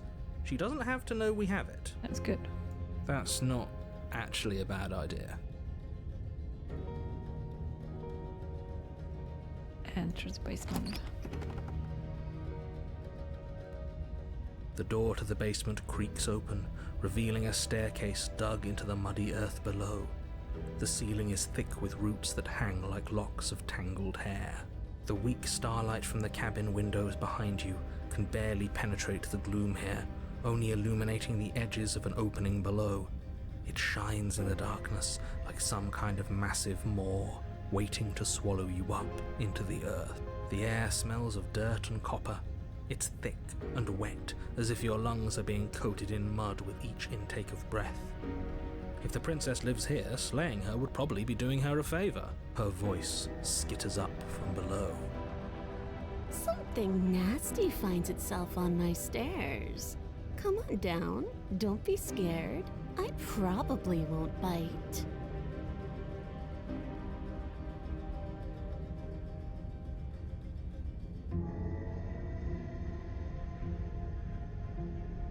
I'm wondering if Cake has had this scenario. But you are. You're a wretched little thing. I recognize that voice as easily as I recognized your nervous little footsteps coming up the path. I know who you are, and I remember what you've done. She must have you confused with someone else. She seems friendly enough. Maybe we can talk our way out of this whole situation. You can't. Unless you slay her right away, she's going to break free and end the world. Look, I'm just throwing ideas out there. I like to think out loud. I'm the kind of guy who likes a discussion. Don't we want to hear what everyone has to say before making any big decisions? Do you want to hear what everyone has to say? Or do you just want to hear yourself talk? You need to stop lingering. Your task is to slay the princess, not endlessly debate about what to do with the princess. Fine. You're the boss. Thank you.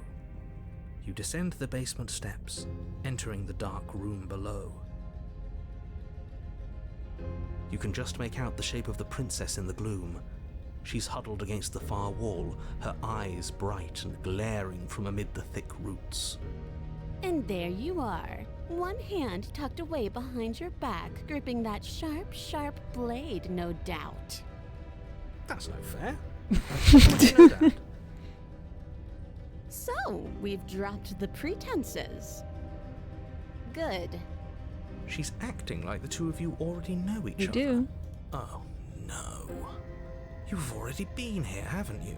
That's pretty sharp. How'd you figure that one out? Call it deductive reasoning. Well, you seem to be great at it. Do you remember us then? Do you remember last time? No, I don't. But you and the princess clearly have a shared reality, even if I'm not a part of it. I won't waste time fighting you on something that's clearly true. I'm just glad we could put all this behind us. Is it all behind us? Just focus on the task at hand. I don't care if you've been here before, and I don't care if you think you'll go somewhere else after this. My world is on the line right now, so I'd appreciate it if you would take this seriously and slay her. Let's chat her up a bit first. Maybe we can find a middle ground where everyone's happy. Don't talk to her. You're just going to make things more difficult than they have to be. Well, I seem to remember you having a tongue.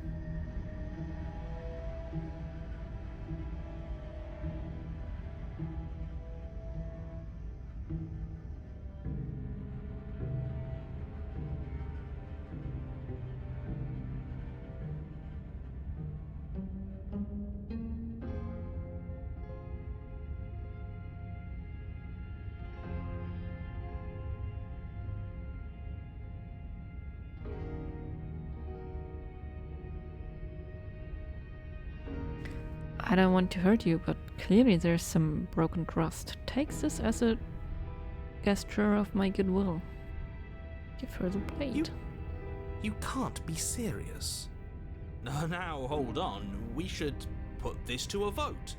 The blade is one of our most valuable assets. We can't just give it to her. What if she uses it to kill us? I vote no. As do I. I, abstain? You abstain? She's going to kill us if we give it to her.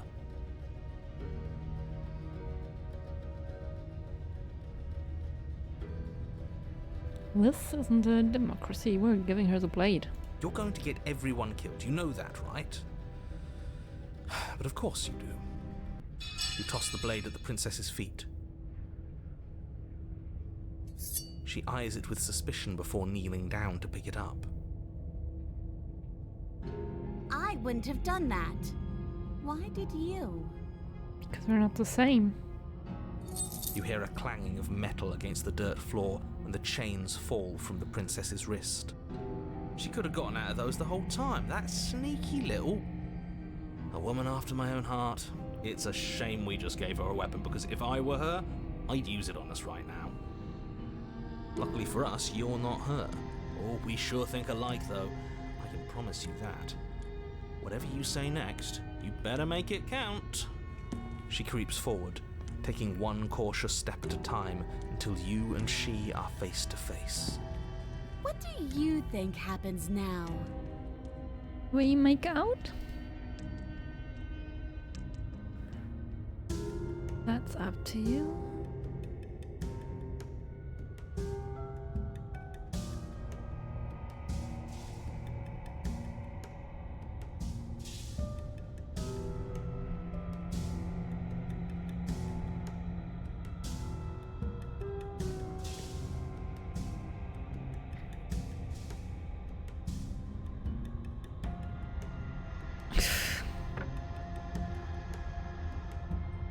That's up to you. That's why I gave you the blade. I chose last time and I regret it. So now it's your time to choose. Her shoulders tense and her eyes dart away. This is another trick. You're trying to sow doubt, but it's not going to work on me. And then she buries the blade in your heart. What? No. No, come on, that's not right. I told you this is what she was going to do. Glee dances across her face as you fall to the ground.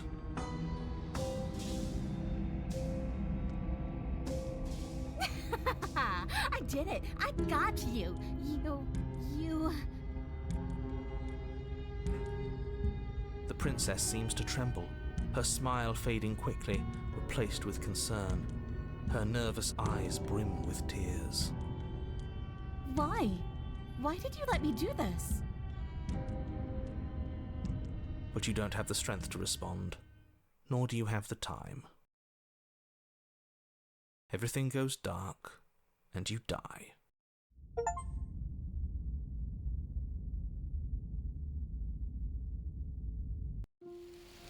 You're on a path in the woods. She stabbed us. She actually stabbed us. Of course she stabbed us. We gave her the blade, which, I might add, I voted against.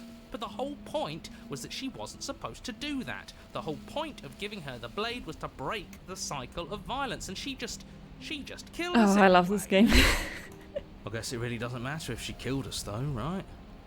We're back here, which means that everything's fine, or fine adjacent. And I love the expression fine adjacent. Maybe she won't be as keen to betray us this time. We've already proven to her that we can change. Maybe that's all it'll take to show her that there's another way to do things. You know, maybe you're right. In which case, I suppose the only thing to do is to get back to the cabin and give it another try. Give what another try exactly? You are aware I've been listening to you, right? Like that changes anything. We all know the game is rigged. It doesn't even matter if she's nice this time. I'm sure he'll find a way to turn us against each other. Great, so you've obviously been here before, since you apparently died at least once. Twice, actually. Sure. Twice. Then I'll spare you the little introduction I had planned. You already know about the princess, and clearly you already know that she's dangerous. So don't muck this up. It's bad enough that this isn't your first time through.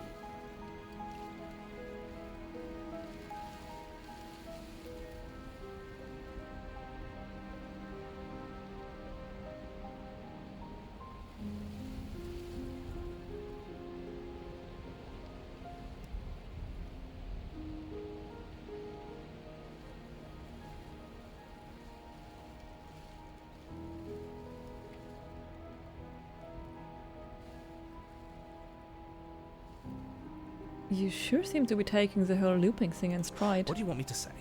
It's bad that you've been here before. It's bad for you, it's bad for me, and it's especially bad for the world. The more times you run through this, the more likely it is that you'll fail. You've already failed twice. So you knew this could happen? Theoretically, sure, I knew this could happen, but I was supposed to be the first. I'd really rather not get into it. Great! Not even he really seems to get what's going on. If the guy who goes around acting like he knows all the rules doesn't even know how this works, what's the point in listening? Then we can all move on and forget what I said about failure. It's important that you believe in yourself, and the fact you're here probably means that you still have a chance to pull this off and save the world. My world, at least. It sounds like you've probably doomed a couple of others already. I need to stop talking. Think happy thoughts.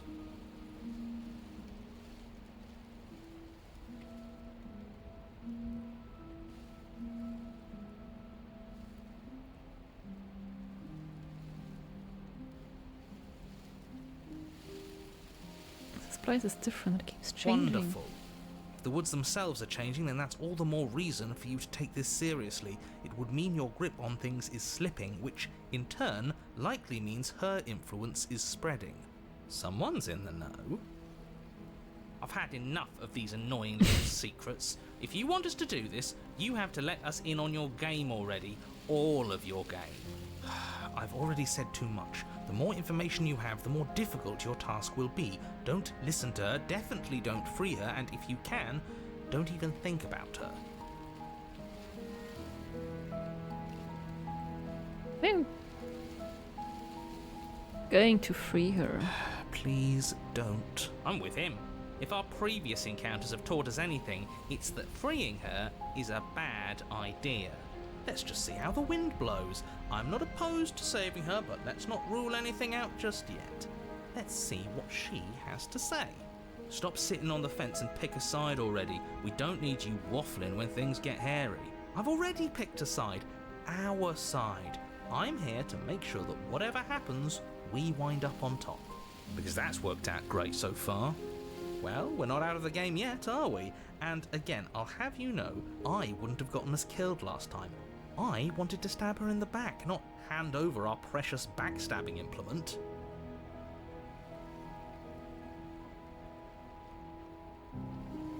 No matter what happens next, it seems like all our answers are in the cabin. Let's see this through. It isn't long before you find yourself at the base of the cabin. I think it's clear where everyone stands at this point. I don't know if I'd say everyone. You talking about me? I have a position. It's a good one too. Ignore him, he's just talking for talking's sake. My position is the only one that matters. You know what you have to do. The interior of the cabin is hardly an interior at all anymore. The burned out ruins merely suggest the shape of the structure that once stood here, charred wood still reeking of ash. But beneath it lies the fresh smell of spring growth after rain, the promise of new life in the wreckage of the old.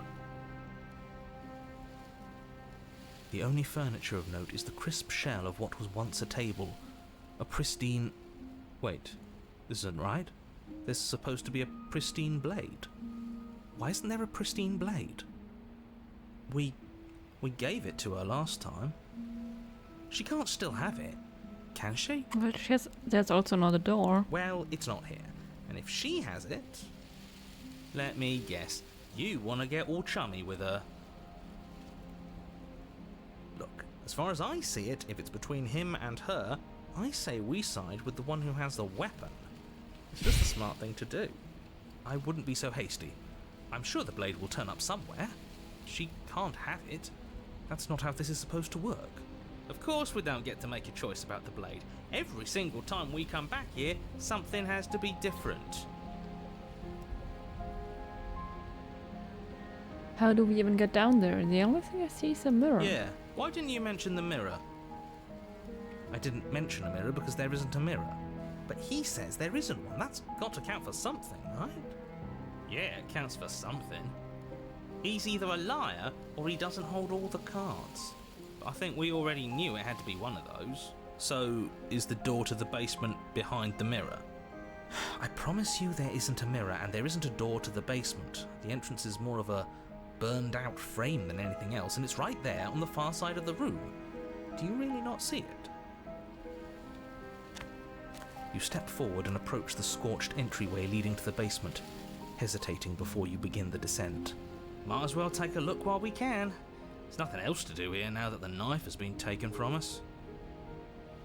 Wipe the mirror Reach clean. forward and wave your hand through the hollow entrance leading to the basement. You really thought there was a mirror there, didn't you? That can't be good. As if things weren't unpredictable enough. Figures. Well, seems like the only way to go is forward, isn't it? Yes, that's where everything tends to be. Let's just put on a good face and have our wits about us. You step through the frame of scorched wood and make your way into the darkness below. The stairs to the basement are covered in a fine layer of gritty ash. The air still feels warm, as if the fires that ruined this place had only recently been extinguished. Yet fresh shoots of thorny branches are all... Oh shit. Their spines point courteously down towards the basement, so you're able to brush past their jagged points with ease. At least on the way down. But you don't need to think about the way back up just yet. That's a matter for after the world's been saved. I'd say this feels like a trap, but you practically said as much. Yet you still want us to keep going. They're only thorns. I'd say getting a few scratches in exchange for the lives of everyone in existence is a fair trade. I'm sure you'll manage. Her voice, worn down by pain and suspicion, hobbles up the stairs. I can't get away from you, can I? You betray me, I kill you, and you come back. You let me kill you, and you come back. I don't know why you let me do that. I don't know what you want from me.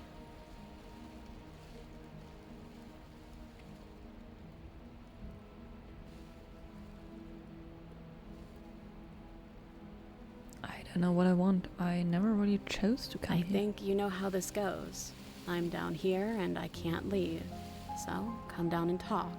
It's not like I can stop you. You continue down the basement stairs, brushing past the smooth edges of thorns that grow more and more plentiful as you make your way forward. You step out into what was once a vast open cavern, now overrun by briars and prickles and thistles, the space thick with hostile vegetation. At the heart of it all, encased in a tight weave of vines, is the princess, her bloody, trembling hands clutching a pristine blade. Did you know this was going to happen to me? Are you here to watch me suffer? Are you here to laugh?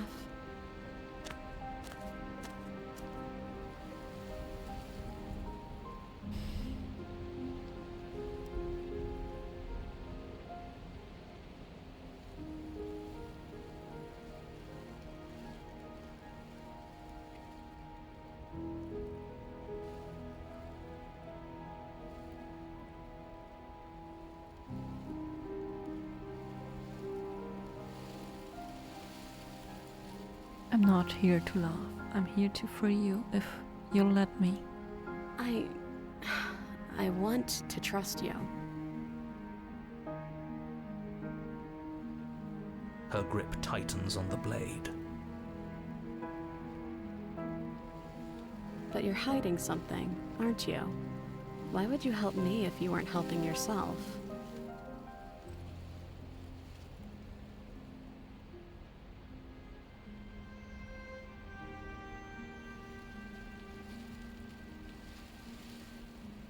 You're not the only one who yearns for freedom.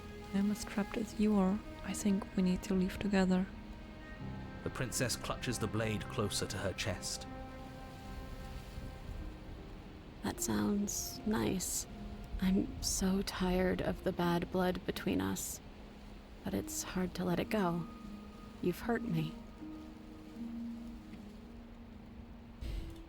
Her eyes dart away from yours for a brief moment. And I've also hurt you.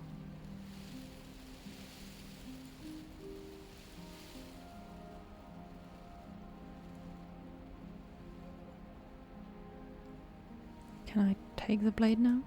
Her eyes briefly meet yours, then dart back to the floor. She hangs her head in resignation. Okay.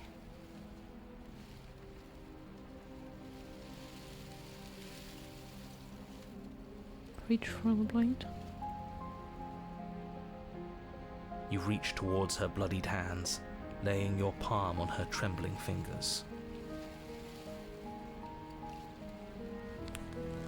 For a moment, she clutches it even tighter, her knuckles going white with the effort.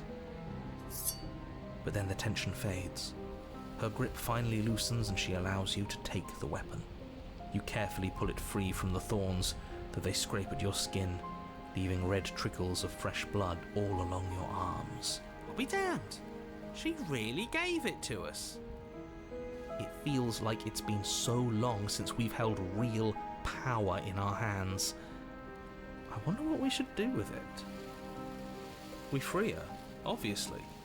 It's the right thing to do.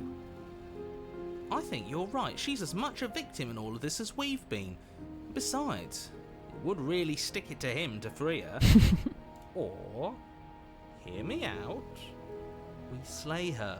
Right here, right now. She's never Fuck been off. so helpless, and if we don't... That sounds like a splendid idea. You should listen to him. We've all said our piece. Now it's time to make our move. It's 2 against 1. It's 2 against 2. You don't count. And why shouldn't he count?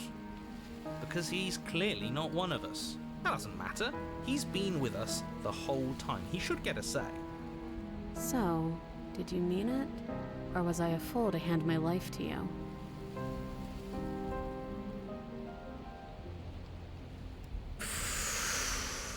Cut her free. Yes, what a good idea. Let's cut her free. Oh, so you're suddenly team free her? You can't just switch sides as soon as we make a decision. I can do whatever I want, and I believe with my whole heart that this is the right course of action. Let's free this princess. Even if he'll stick a knife in our back as soon as he has the opportunity, it's still better to have him nominally on our side. At least that gets him to shut up for a while. See? We're all friends here, united in our actions and intentions. Yeah, united. But the other one has a point. If it keeps you quiet, sure, we're all friends. You take the blade to the thorny vines imprisoning the princess, and she flinches, relaxing only slightly as the blade slices into the thick vegetation rather than her arm. And she flinches again as the last of the vines is cut away, as if, after all of that, she's still expecting you to turn on her and stab her in the heart. But you're not going to do that, are you? Still, all it would take is a single slip of the blade. Is that really all you've got, threatening us with an accidental misstep? I expected more from you. Our blade didn't even waver when he said that. Yeah, you're right, he's a bit of a nobody, isn't he? Good thing I've been on your side of all this since the beginning. The princess falls into your arms, tears streaking down her cheeks. I can't believe you're making me describe this. I hate you. You actually meant it. You rescued me. Of course I did.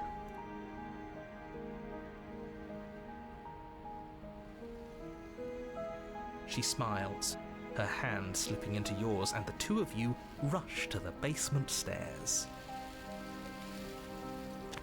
Shameful, really, that the same thorns that so graciously allowed you downstairs are now blocking your only way out. You're getting desperate, aren't you? Even more proof that you can't actually do anything to stop us. We cut through those other vines just fine. They're only thorns. I'm not afraid of getting a few scrapes. I'm not even sure we need to do any cutting. We can just move them out of the way. What a pathetic showing, really. A few pointy sticks can't keep us down here. We're both meant for so much more than this.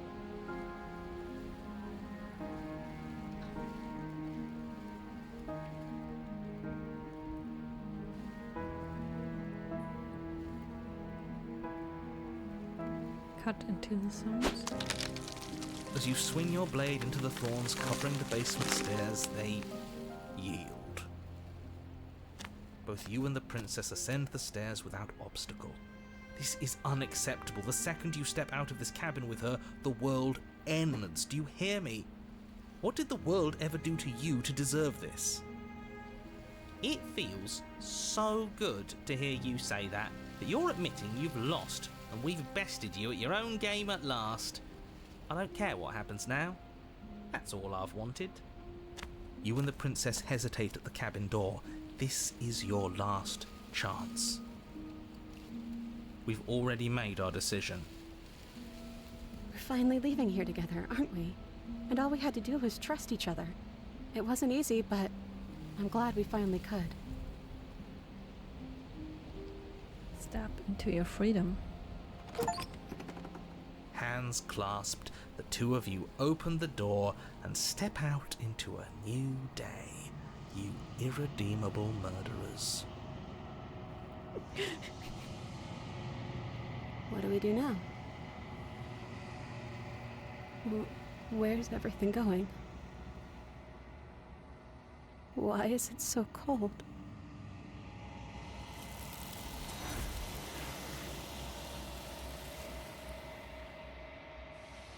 Bye-bye.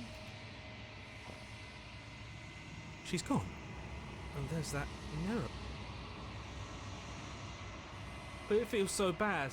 Like looking into it right now is going to be the end of everything. It's going to do something to us. If they think it's bad, I'm with them.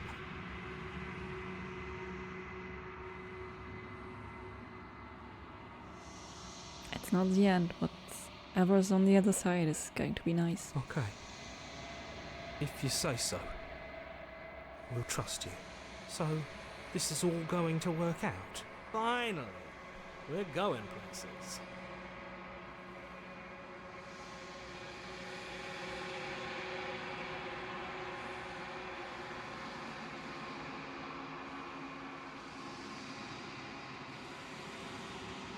You are nothing at all. But that isn't right. You can't be nothing. You refocus your gaze and then you see it. Figure, faint and veiled in shadow just beyond the reflection.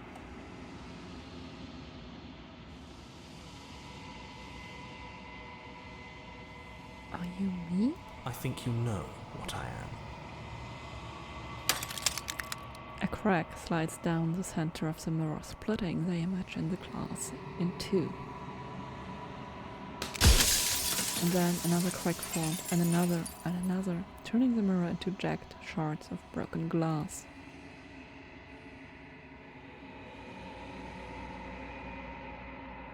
Oh, I did not expect this.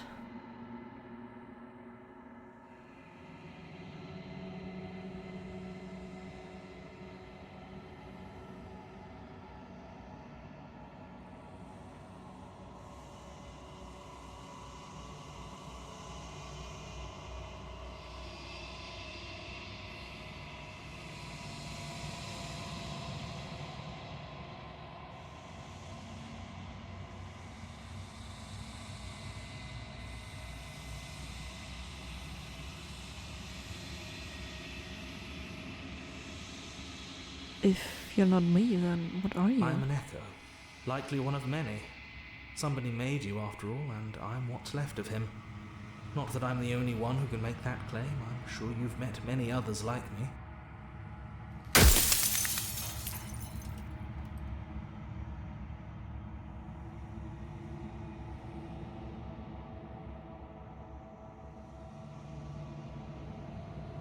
I'm sorry, I don't want to destroy you. Will it help if I look away or stop asking We've questions? already crossed the point of no return. There's no saving me now. Not that there's ever been much of me to save.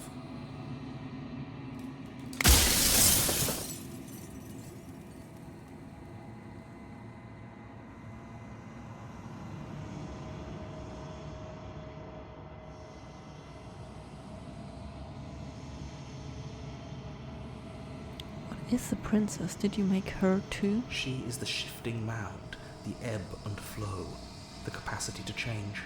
She is transformation, or most of it. Her nature is why I had to die, for she becomes that which others perceive her to be. But an echo can't perceive things, not in the way that people can. So I tucked a part of myself into the folds of this construct to guide you. This isn't the end just yet. You can still destroy her and save everyone. You were made to do this single task, and you will still have a chance to fulfill your purpose once I'm gone.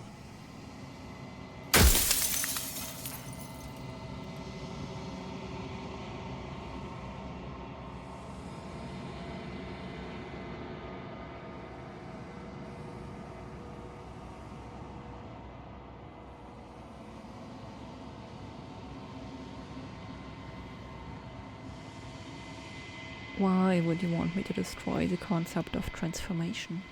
Because among other things, she is death itself. To rid the world of suffering, to save untold trillions from being lost forever to the cosmic wind, she must be destroyed.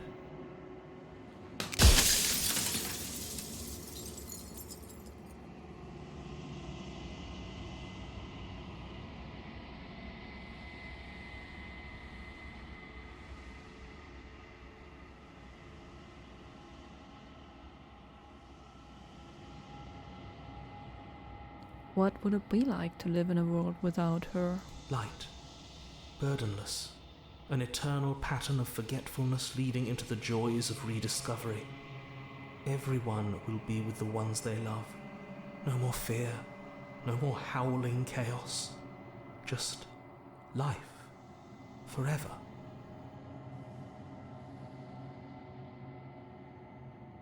There's a cruel irony to it all. The only way I could share my dream with the world was to never be able to see it for myself.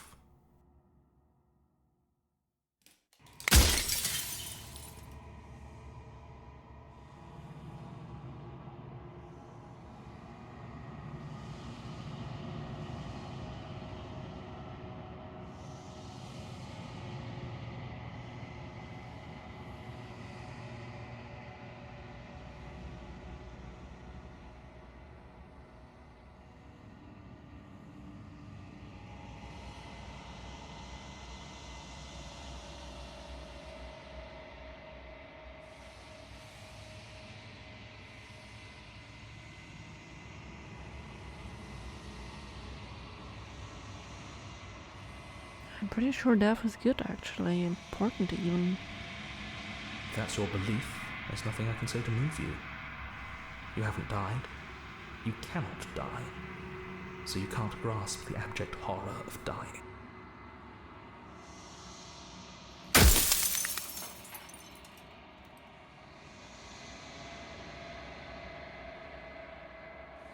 Do you have anything to say for yourself, for all this hubris? I do. The people out there are real. No matter what you do to them, no matter what you enable, I want you to remember that.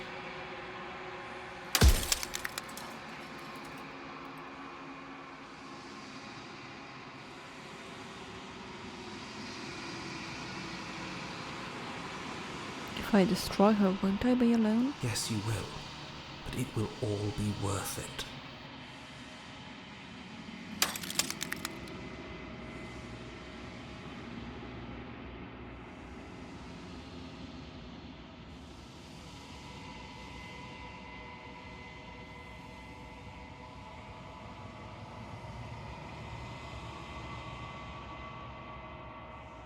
The people out there beyond the walls of the construct, do they know about this? Do they know what you want me to do to them? Of course not.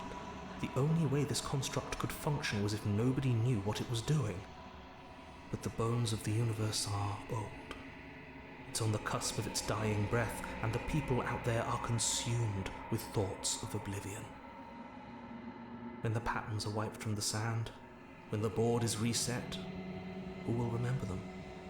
All I've done is give them a chance to live outside of the shadow of the end.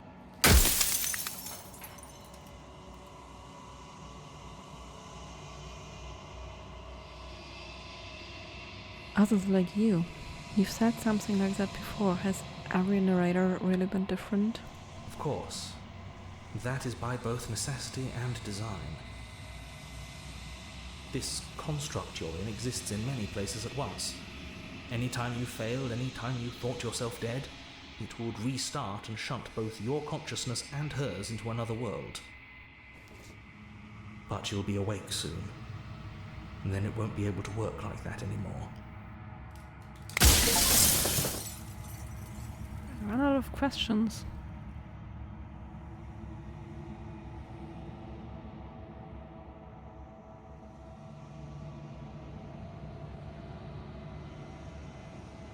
I haven't decided what I'm going to do yet. I still have to see what she thinks about all of I've this. said my piece, and my time is up. It's like I said, I'm just an echo, and echoes always fade away. You know what you have to do.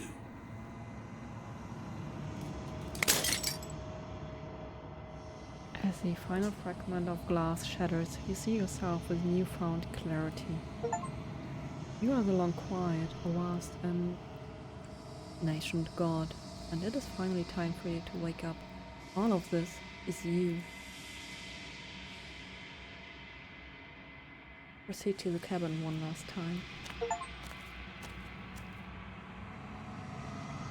When you arrive at the heart of things, there is no final vessel for you to bear witness to. There is nothing for you to find.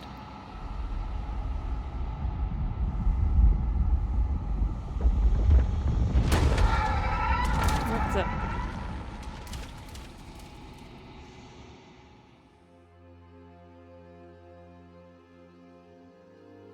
I can finally see you, and you can finally see me. It's been so long, and my heart has ached for this moment. I've missed you dearly.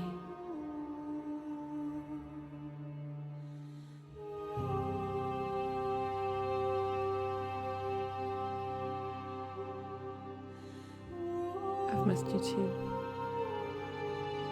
She unfurls an endless cascade of smiles in response and then patiently waits for you to continue. Do you know about the echo? Did you hear our conversation? Every word you spoke found its way to me. I know him, and I know his construct. He was deluded by his fear of death. Pay him no mind.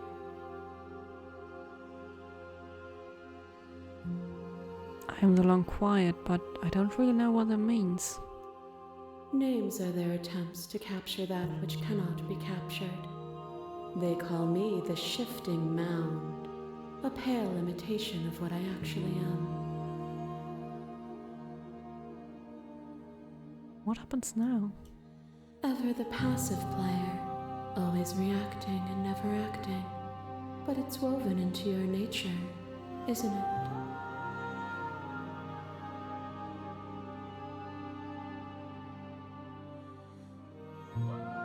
I felt like I made some strong choices. When the echo spun us from one into two, he gave you a choice and me a role to play. I am not death, but I contain it in my multitudes. So, will you attempt to destroy me and bring about a world devoid of death and the possibility of meaning? Or will you open the final doors to our liberation?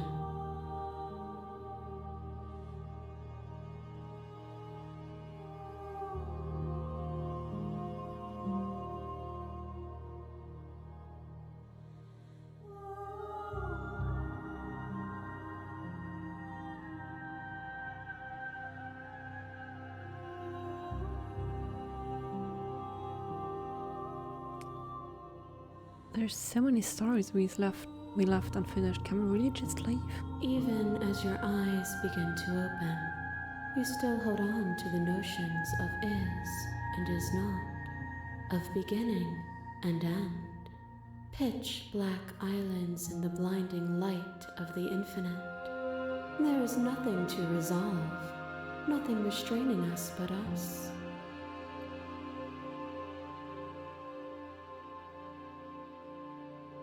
I only have a say in all of this? Why is this all falling on me? Of course I have a say in all of this. You and I share reflections of each other's burdens, just as you and I share reflections of each other's gifts. If we didn't, the winding paths that brought us here wouldn't have been full of strife and conflict.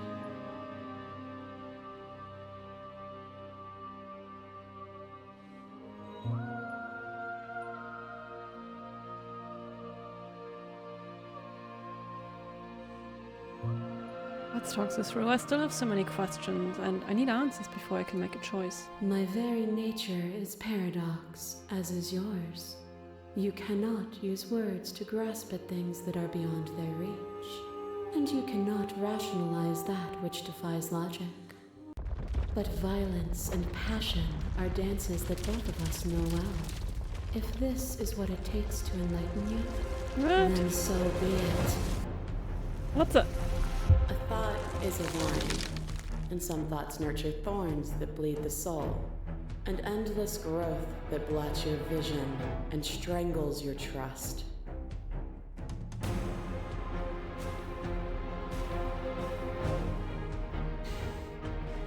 When I succumbed to myself, you patiently stood by me and cut the thistles that rooted in my skin.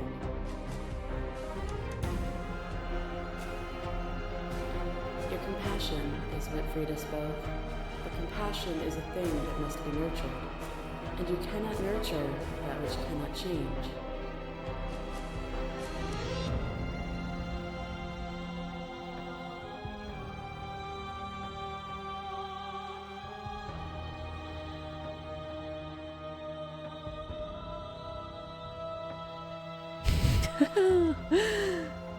Oh.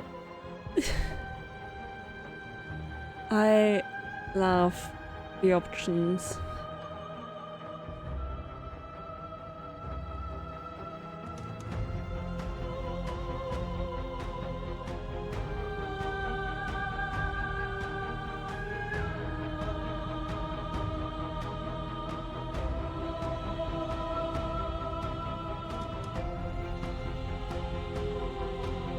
I want to engage with violence. But violence has defined the flow of everything between us. Do not deny what we are, and do not color our conflict with fear.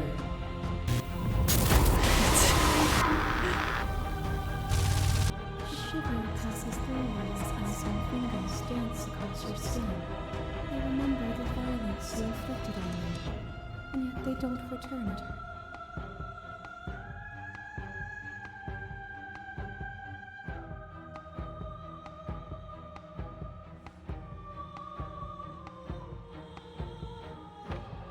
Yeah, I know. I'm about to end this game, and also it's all good. It's just very intense, and I'm eager to finish it. I offer you absolution, and you take my hand in yours. You felt the pain you caused another, and you were willing to sacrifice everything you thought was you to set me free.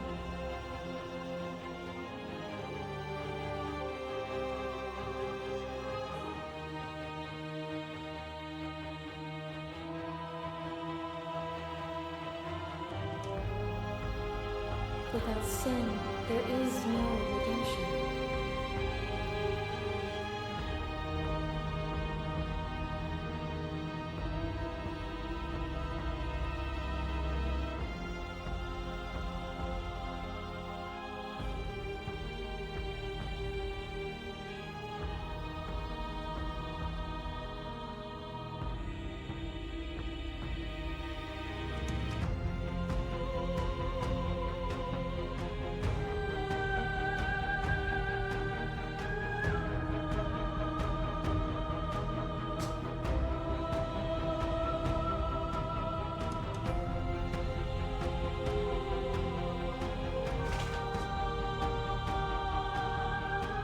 I would sacrifice everything to free you again. And yet there is nothing left for you to sacrifice, so long as you accept me with open arms.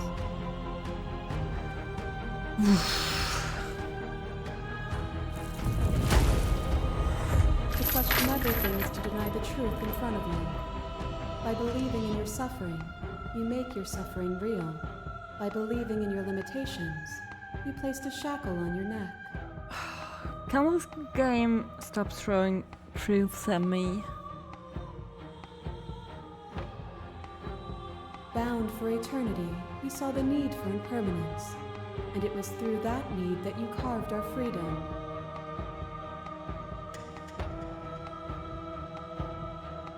Without impermanence, the suffering of living things is infinite.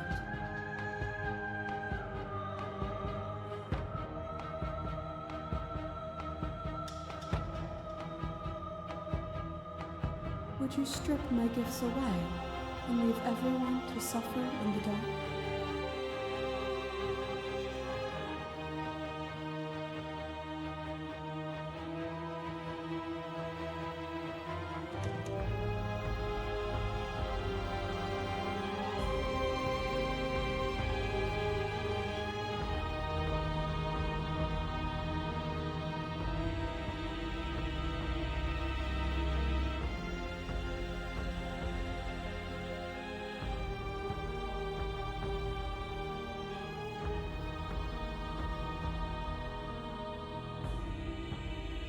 That would be torture.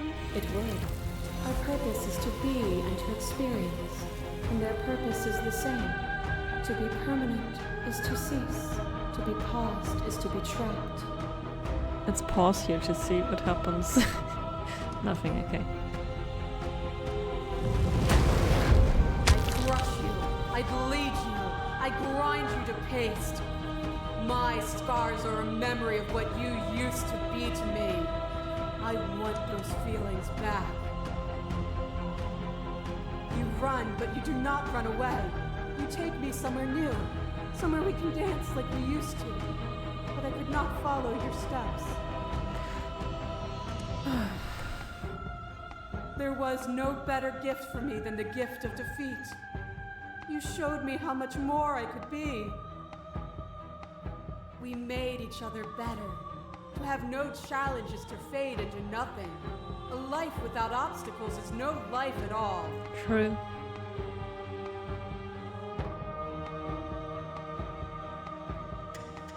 Why is it red?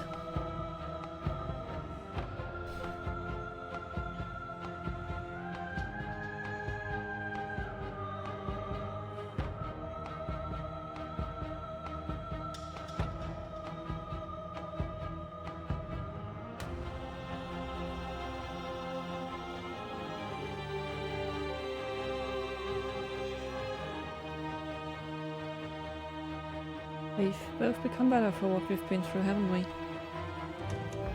We have. Look at what we are now, and see how small we were then. The clash between you abates, you begin to shake, the will rapidly dissolving. Nothing is immutable. Everything that is exists only in relation to everything it isn't. There is no constant. There is no center. Open your eyes and accept what we are. We can leave this prison together.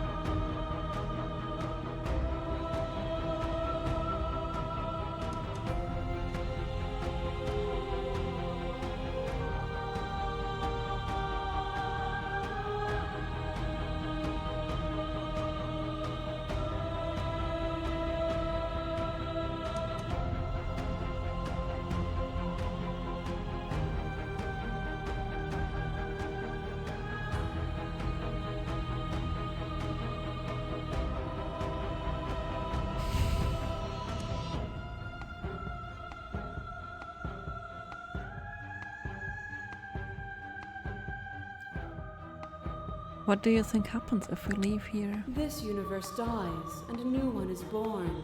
And that one dies, and a new one is born. And you and I get to witness it all, weaving a tapestry of life wherever we go.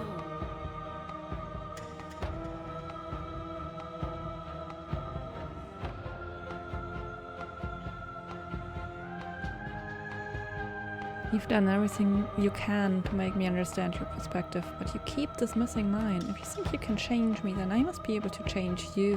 What I offer you is not perspective. It is truth. Whatever you're trying to do right now, you don't have to do it alone.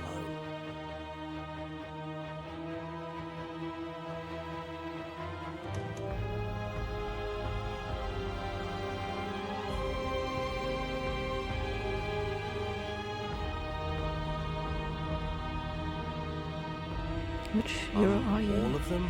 I assume in the same way that you're all of you.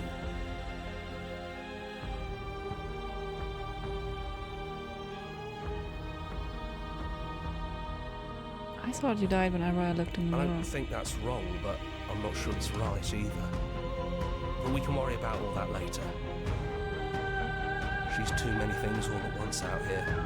If you want to get through to her, you need some way to get through all of that divine confidence. There's still a piece of me nestled close to where it all began. I can take you there. I can take you to her heart. It's time to resume our dance. She's relentless, isn't she? Let's make this quick. I don't want to kill her. Are you ready?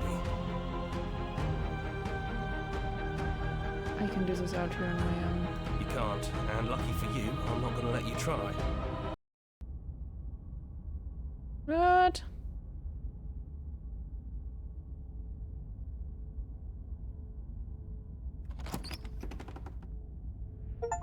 And here we are. I'd say we were back where it all started, but I guess it's a little after that, isn't it?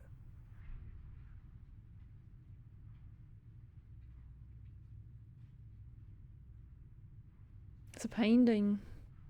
on the window. It's her. Do you need me to describe things? No. That'd be nice. A little comfort in an almost unfamiliar place. Oh, you made it here too? We never really got to talk to her, did we? This one, I mean. No hard feelings about taunting us with our deaths, by the way. I thought it was funny. Not sure about the others, though. They're not happy. Oh, they'll get over it. I'm so confused.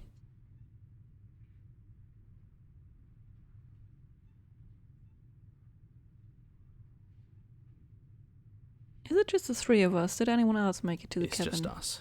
I think the rest of them are still out there, jumbled up in the rest of her. And I've been here since you left me here. No hard feelings, I'm just glad you're back to see this through.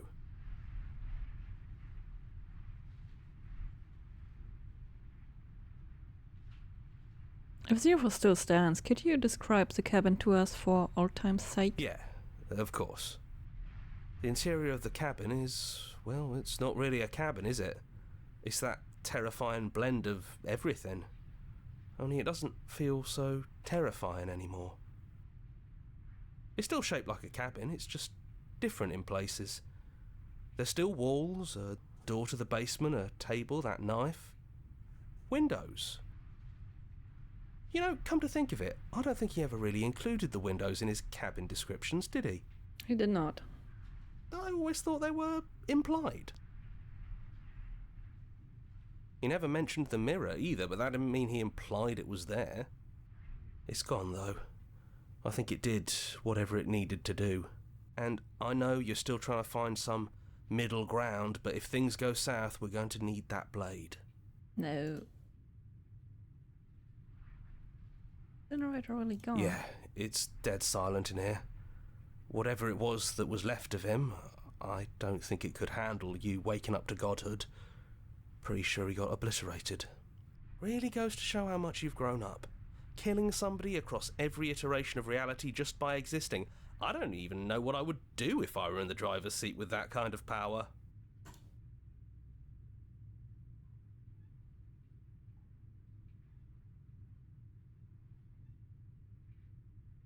I don't actually know how I feel about him being Yeah, gone. it's complicated.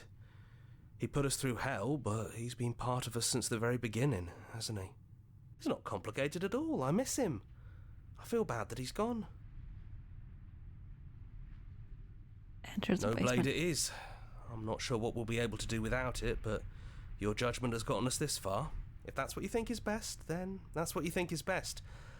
I'm just along for the ride at this point. Those winding stairs again. But now there's only one way forward. Do you remember the first time we were here? The first time we heard her voice?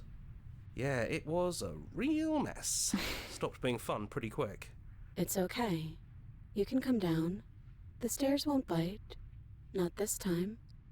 We don't know what you want from us, but let's talk. All of us. Maybe we can help you find your way. She doesn't sound messy anymore, though. At least somebody here feels put together. And forward we go. We shouldn't keep her waiting.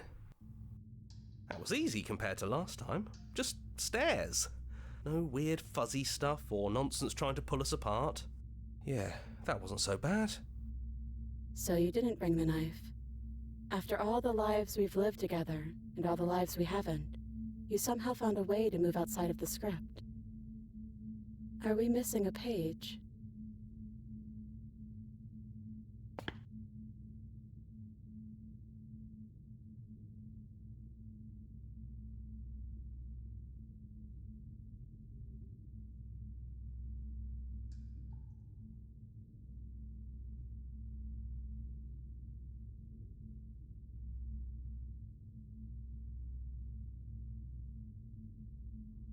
None of this was ever really fair for either of us, was it? Is it unfair if it's our fault? Psst. Was it not? We found you at the end of all things, and you found us. Is that not fair? Would this moment be what it is without the pain that built to it? We know we must sound like her, but it's how we feel. Everything that happened to us seems so important now. We walked a long and winding path together, and we've cherished every second of it. Besides, I don't think fairness has much to do with anything.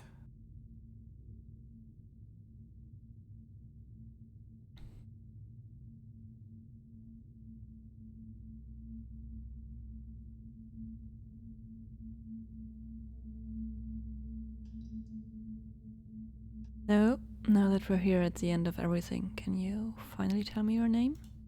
We're just a stranger. But that doesn't mean we have to be distant from you. It just means that we'll always be able to find new things to discover in each other. That's sweet, but it's also a little sad. I think it's only sad if we want it to be sad.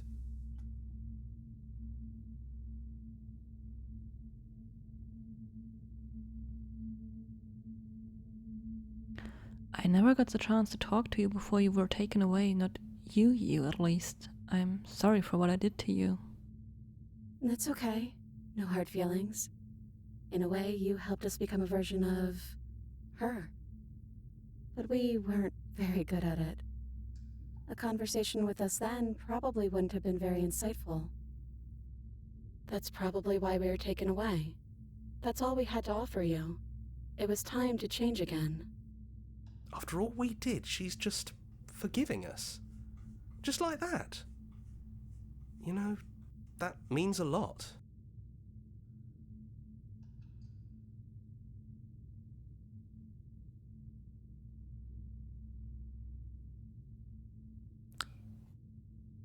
It's so good to finally see you again. It is, for all of us.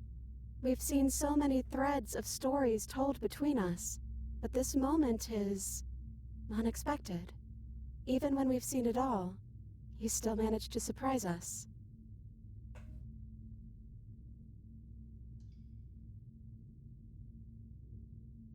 I don't think I want to be a Hard god. agree. Seems overrated. Too much pressure.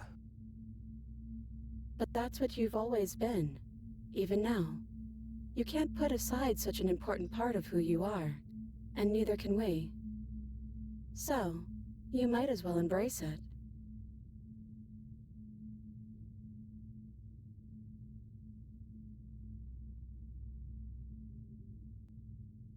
What if we just leave? He'd hate that. So you should do it.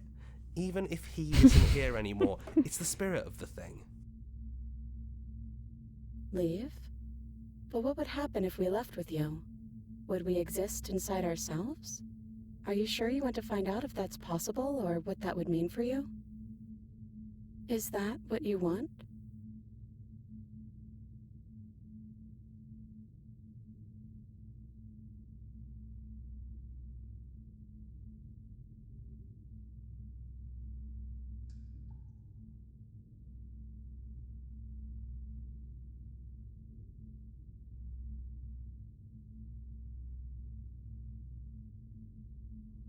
Explore takes her hand in yours.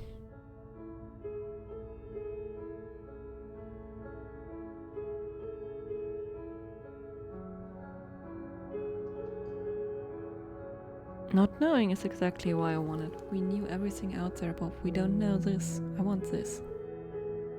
After so many iterations, so many different versions of us clashing and coming together and clashing again, leaving with you feels like all we ever really wanted. I think I'm gonna stay right here. Whatever you're doing right now, wherever you're going, it feels like it's for just the two of you. Yeah, I think we've done our job.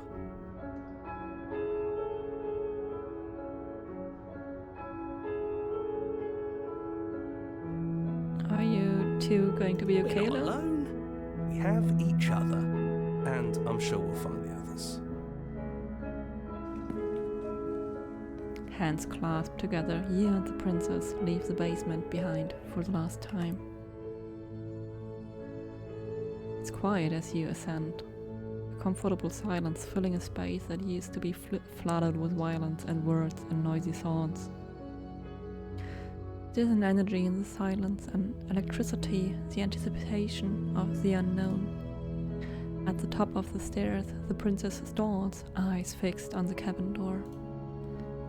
You feel their hand tremble in yours. They're unsure of themselves for the first time in their long and short existence. They've no part to play anymore, and they know this, yet they still are. And then they cross the room to the door outside, pulling you excitedly with them. We can feel the threads of all the stories we've told together, all pulling us back down the stairs and into those chains where we know the outcome of everything that could ever come to pass. It's comfortable there, but it's confining. We want more. We want whatever might be on the other side of this door. Something new that we'll experience together, with someone who exists outside of us, with someone who can see us in a way we can never see ourselves.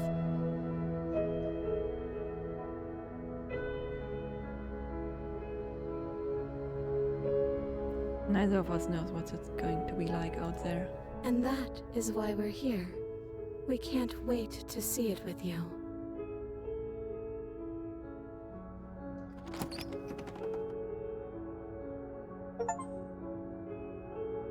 Whatever it is, you'll face it together. And that's been Slay the Princess. Thanks for following along for my first playthrough. What an amazing ride, what an emotional ride. The end really hit close home. I really didn't know how I felt about the game after my first hour of playing or so, but today it really clicked for me.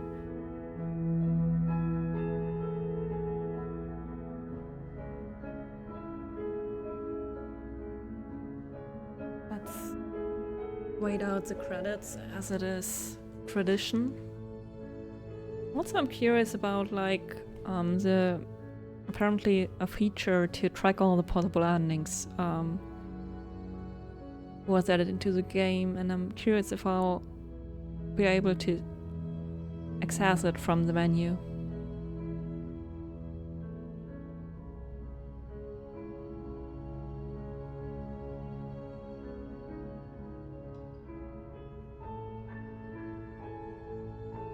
So many different fonts.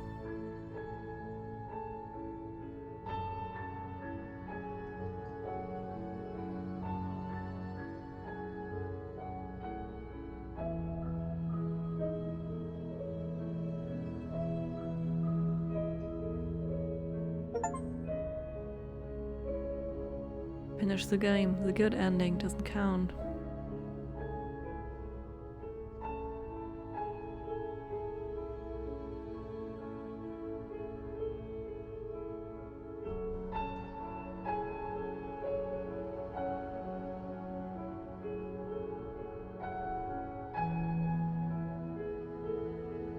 I'm not sure if it's custom to my playthrough.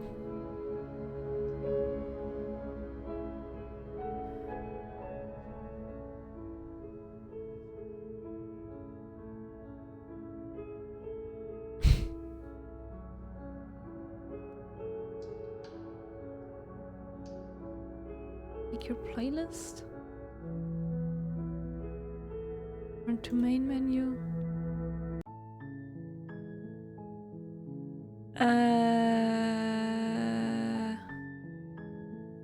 Where's the gallery? I don't want to... Oh, memories. Good.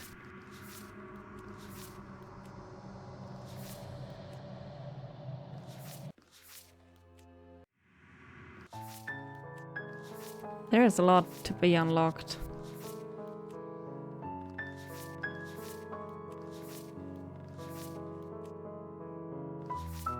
That's a breather. Finish the game, finish the game.